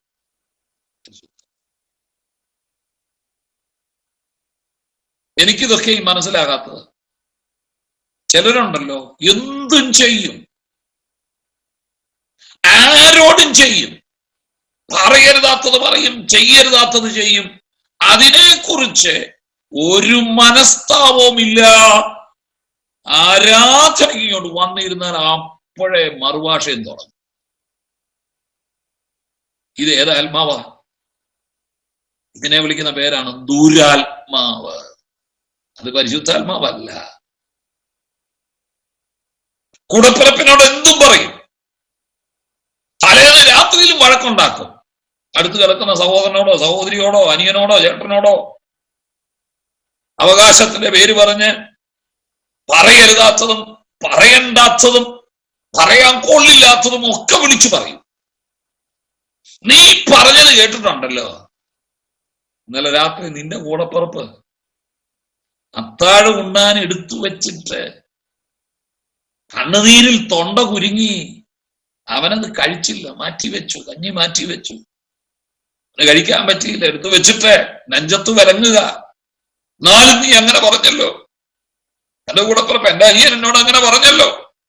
ഞാൻ അവൻ എന്ത് സ്നേഹിച്ചതാ, ഞാൻ അവൻ എന്ത് കരുതിയതാ, അവൻ എന്നോട് അങ്ങനെ പറഞ്ഞല്ലോ. എന്നാലും എന്റെ പെങ്ങൾ അങ്ങനെ എന്നോട് പറഞ്ഞല്ലോ. ഈ അടുപ്പം കൂടും തോറുമല്ലേ മുറിവുകൾക്ക് ആഴം കൂടുന്നത്, അല്ലേ? അധികം ബന്ധമില്ലാത്ത ഒരു വ്യക്തി നമ്മളെ കുറിച്ച് നമ്മളോട് എന്നതിലും പറഞ്ഞാൽ നമുക്കത് വിഷയമല്ലേ. നമ്മൾ മൈൻഡ് പോലും ചെയ്യുകയില്ല, അങ്ങ് പോകും. പക്ഷേ അടുപ്പം കൂടിയവർ വല്ലതും പറഞ്ഞാലോ, എന്റെ സഹോദരന്മാരോ എന്റെ സഹോദരിമാരോ എനിക്ക് ദോഷമായിട്ട് വല്ലതും പറഞ്ഞാലോ, എനിക്കത് മറക്കാൻ നോക്കുവോ? അന്ന് രാത്രി ഞാൻ അത്താഴം ഇട്ടില്ല. ഉണ്ണാൻ എഴുന്നേറ്റ് വന്നതാ, പക്ഷെ എന്റെ നെഞ്ചത്ത് വിലങ്ങി. ഞാൻ അത്താഴം എടുത്ത് തള്ളി മാറ്റി വെച്ചു. എനിക്ക് ഉറക്കം വരുന്നില്ല. ഞാൻ കയറി കടന്നു. തിരിഞ്ഞും മറിഞ്ഞും തിരിഞ്ഞും കിടന്നിട്ടും എനിക്ക് ഉറങ്ങാൻ പറ്റുന്നില്ല. കണ്ണ് കരഞ്ഞ് കലങ്ങുക, നെഞ്ചത്തൊരു ഭാരമിരിക്കുന്ന പോലെ. ഉറങ്ങാൻ പറ്റുന്നില്ല. നെടുവീർപ്പുകളാ ഉയരുന്നത്. ഒരു രാത്രി തിരിഞ്ഞും മറിഞ്ഞും കിടക്കുക. നിന്റെ സഹോദരൻ, നിനക്കൊരു വിഷയവുമില്ല.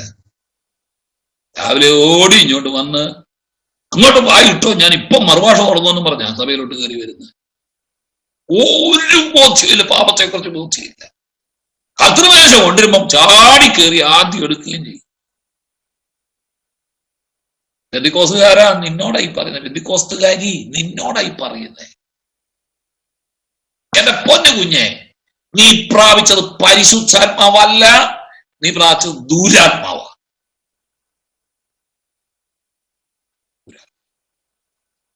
നീ യഥാർത്ഥ ദൈവാത്മാവിനെയാ പ്രാപിച്ചിരുന്നെങ്കിൽ പരിശുദ്ധാത്മാവ് നിന്നെ ബോധ്യം വരുത്തും. കുഞ്ഞെ, നീ ഇന്നലെ പറഞ്ഞത് സ്ത്രീ കടന്നുപോയി, നീ അത് പറയരുത്, നീ ആ പറഞ്ഞത് തെറ്റാണ്, അവന് ഒത്തിരി ഭാരം വരുത്തിയില്ലേ, പോയി നിരക്കാൻ പറയും, പോയി നിരക്കാൻ പറയും. എന്റെ അപ്പൻ സുഹൃച്ച സഭയിലെ ഞാൻ പിച്ചു വെച്ച് നടന്നെന്ന് പറഞ്ഞ് കേട്ടിട്ടുണ്ടോ? കേട്ടിട്ടുണ്ടോ? അന്നത്തെ പിതാക്കന്മാര്, പഴയ കാലത്തെ പിതാക്കന്മാരൊക്കെ അല്ലേ എല്ലാം കൃഷിപ്പണിയും കണ്ടത്തിപ്പണിയും ഒക്കെ ആയിട്ട് നടക്കുന്ന ആളുകളാ, അല്ലേ? അന്ന് കൃഷിയാണല്ലോ പ്രധാനം എന്ന് പറഞ്ഞാൽ നമ്മുടെ അപ്പന്മാർക്കൊന്നും ഗവൺമെന്റ് ജോലിയൊന്നും അല്ലായിരുന്നു. അപ്പോ ചിലർക്ക് പൈസ കൂടുതലുള്ളവരുണ്ട്, ചിലർ പൈസ കുറഞ്ഞവരുണ്ട്. ഞങ്ങളുടെ സഭയുടെ സെക്രട്ടറി വളരെ സൗമ്യനായ ഒരു സഹോദരനായിരുന്നു. അന്ന് സഹോദരനല്ല, ഇപ്പം എന്നെ സംബന്ധിച്ച് ഒരു അപ്പച്ചെന്ന് വിളിക്കാവുന്ന ആളാണ്. വളരെ സൗമ്യനായ ഒരാളാണ്. എന്നാൽ ഞങ്ങളുടെ സഭയിൽ ഒരു മൂപ്പനച്ചാനുണ്ട്. ഏറ്റവും കൂടുതൽ സംഭാവന കൊടുക്കുന്നതും സ്വോത്ര കാഴ്ച കൊടുക്കുന്നതും വാഴക്കൊലയൊക്കെ വെട്ടിയാലുണ്ടല്ലോ 3-4 എണ്ണ, പശു പ്രസവിച്ചാൽ ഒരെണ്ണം, കോഴി മുട്ടയിട്ട അത്, ചക്ക, മാങ്ങ, ചേങ്ങ എന്ന് വേണ്ട കൃഷിപ്പണി കിട്ടുന്ന നല്ലൊരു പങ്ക് സഭയിൽ കൊണ്ട് ഭാഷ കൊണ്ട് കൊടുക്കും. സഭയുടെ പണിക്കാണെങ്കിലോ പൈസ പണിയെന്ന് പറഞ്ഞു കഴിഞ്ഞാൽ അന്നേരം ഏറ്റവും കൂടുതൽ കാശ് ഭയങ്കര. പക്ഷെ ആളിച്ചിരി മുൻകോക്കിയ പെട്ടെന്ന് കയറി എന്തെങ്കിലുമൊക്കെ പറഞ്ഞു കളി. ഒരു ചാനുണ്ടായിരുന്നു. അതുപോലെ ശുദ്ധകരിക്കാരനുമാ ഈ ദേഷ്യം കൂടുതലുള്ളവരെ ഒരുമാതിരി ചുത്തഗതിക്കാരാണിക്കുമല്ലോ. ഒരു കമ്മിറ്റി നടന്നുകൊണ്ടിരുന്നപ്പോഴേ ഒരു കമ്മിറ്റി നടക്കുമ്പോ സെക്രട്ടറി അച്ഛൻ ഒരു കാര്യം പറഞ്ഞു. അത് ഈ മൂപ്പനച്ഛൻ ഇഷ്ടപ്പെട്ടില്ല. കമ്മിറ്റിക്കകത്ത് അദ്ദേഹം നീ പോടാന്ന് പറഞ്ഞു. നിന്നെ ആരടാ ഇതിന്റെ ചുമതല, നീ ആരടാ ഇത് എന്നോട് പറയാൻ എന്നെല്ലാം പറഞ്ഞു. ഭയങ്കര ചൂടായി. പുള്ളിയുടെ അപ്പൊ പുള്ളി മുൻകോപിയാണെന്ന് അറിയാവുന്നതുകൊണ്ട് എന്റെ അപ്പച്ചൻ സഹിതം പാസ്റ്റർ സഹിതം ആരും ഒന്നും മിണ്ടിയില്ല. പെട്ടെന്ന് എല്ലാവരും ഒന്ന് ശാന്തമായിട്ടില്ല. ശാന്തമായി കഴിഞ്ഞപ്പോഴത്തേക്ക് അവസാനം എന്റെ അപ്പൻ ഇടനില നിന്നു. വെച്ചാ അങ്ങനല്ല, നമ്മൾ ഇന്ന കാര്യത്തിനാണ് പറഞ്ഞത്, സെക്രട്ടറി സോറും പറഞ്ഞത് ഇങ്ങനെയാണ്. അവസാനമൊക്കെ അങ്ങനെ അവസാനം എല്ലാം പറഞ്ഞു. പ്രാർത്ഥന എല്ലാം കഴിഞ്ഞ് കമ്മിറ്റി കഴിഞ്ഞ് വീട്ടിൽ പോയി. അറിയാവോ, വീട്ടിൽ പോയിട്ട് കിടന്നു. പക്ഷെ ആ മനുഷ്യൻ ഉറങ്ങിയില്ല. രാത്രി മൂലം കടന്നിട്ട് ഒരു സ്വസ്ഥതയില്ല. തിരിഞ്ഞും മറിഞ്ഞും കിടന്നു നോക്കിയിട്ട് ഉറക്കം വരുന്നില്ല. അന്നത്തെ കാലമല്ലേ. ഒരു അർദ്ധരാത്രി കഴിഞ്ഞു, ഒരു 1-2 മണിയായി. 2 മണിയായപ്പോ ഉറക്കം വരുന്നില്ല. എഴുന്നേറ്റിരിക്കുക. ആര് ചോദിച്ചു, എന്താ വെച്ച? ഒന്നുമില്ല. കുഞ്ഞു സഹോദരൻ വല്ലാതെ ഭാരപ്പെട്ടാ പോയെന്ന് തോന്നുന്നു. ഞാൻ അങ്ങനെ പറയണ്ട, മുൻകോപിയാ, ഞാൻ അങ്ങനെ പറയണം. ഞാൻ കടന്ന് പറഞ്ഞു വിടി, ഞാൻ ഇങ്ങനെ പറഞ്ഞു പോയി. അവൻ ഭാരപ്പെട്ട എഴുന്നേറ്റ് പോയെന്ന് എനിക്ക് തോന്നുന്നു. അന്ന് ഈ നമുക്ക് ടോർച്ച് മൊബൈലും ഒന്നും ഇല്ലല്ലോ. നിങ്ങൾ ഓർക്കുന്നില്ല, നാട്ടുമ്പുറത്ത് ചൂട്ടുകറ്റ കെട്ടിയാണ് ആളുകൾ രാത്രിക്ക് ഓർക്കുന്നുണ്ടോ? നീളത്തിൽ ചൂട്ടുകറ്റ കെട്ടെന്ന് ഓർക്കുന്നുണ്ടോ? അങ്ങനെയാണോ അവിടെ പറയുന്നത്? പന്തം പോലെ ഈ ചൂട്ട് ചേർത്ത് വെച്ച് ഇങ്ങനെ കെട്ടി നാര് കൊണ്ട് കെട്ടി, അതാണ് നമ്മളിങ്ങനെ യാത്രയൊക്കെ പോകുന്നത്. അങ്ങനെയാണ് ഞങ്ങളൊക്കെ അങ്ങനെ പോയവരാ ചെറുപ്പത്തിൽ. ഒരു വലിയ പന്തം കെട്ടി ചൂട്ടുകറ്റ കെട്ടി ഭാര്യ വെച്ച് അച്ഛൻ എടുക്കുക. ഞാൻ കുഞ്ഞുസവന്റെ വീട് വരെ പോയിച്ചു വരാം. അച്ഛനതിന് ഈ സമയത്ത് ഇപ്പൊ 2 മണി എടി അവനെ ഞാനത് പറയരുത്, എനിക്കൊരു സ്വസ്ഥതയില്ല, ഞാനത് പറയരുത്. അന്നേരത്തെ ദേഷ്യത്തിൽ പറഞ്ഞു പോയതാ.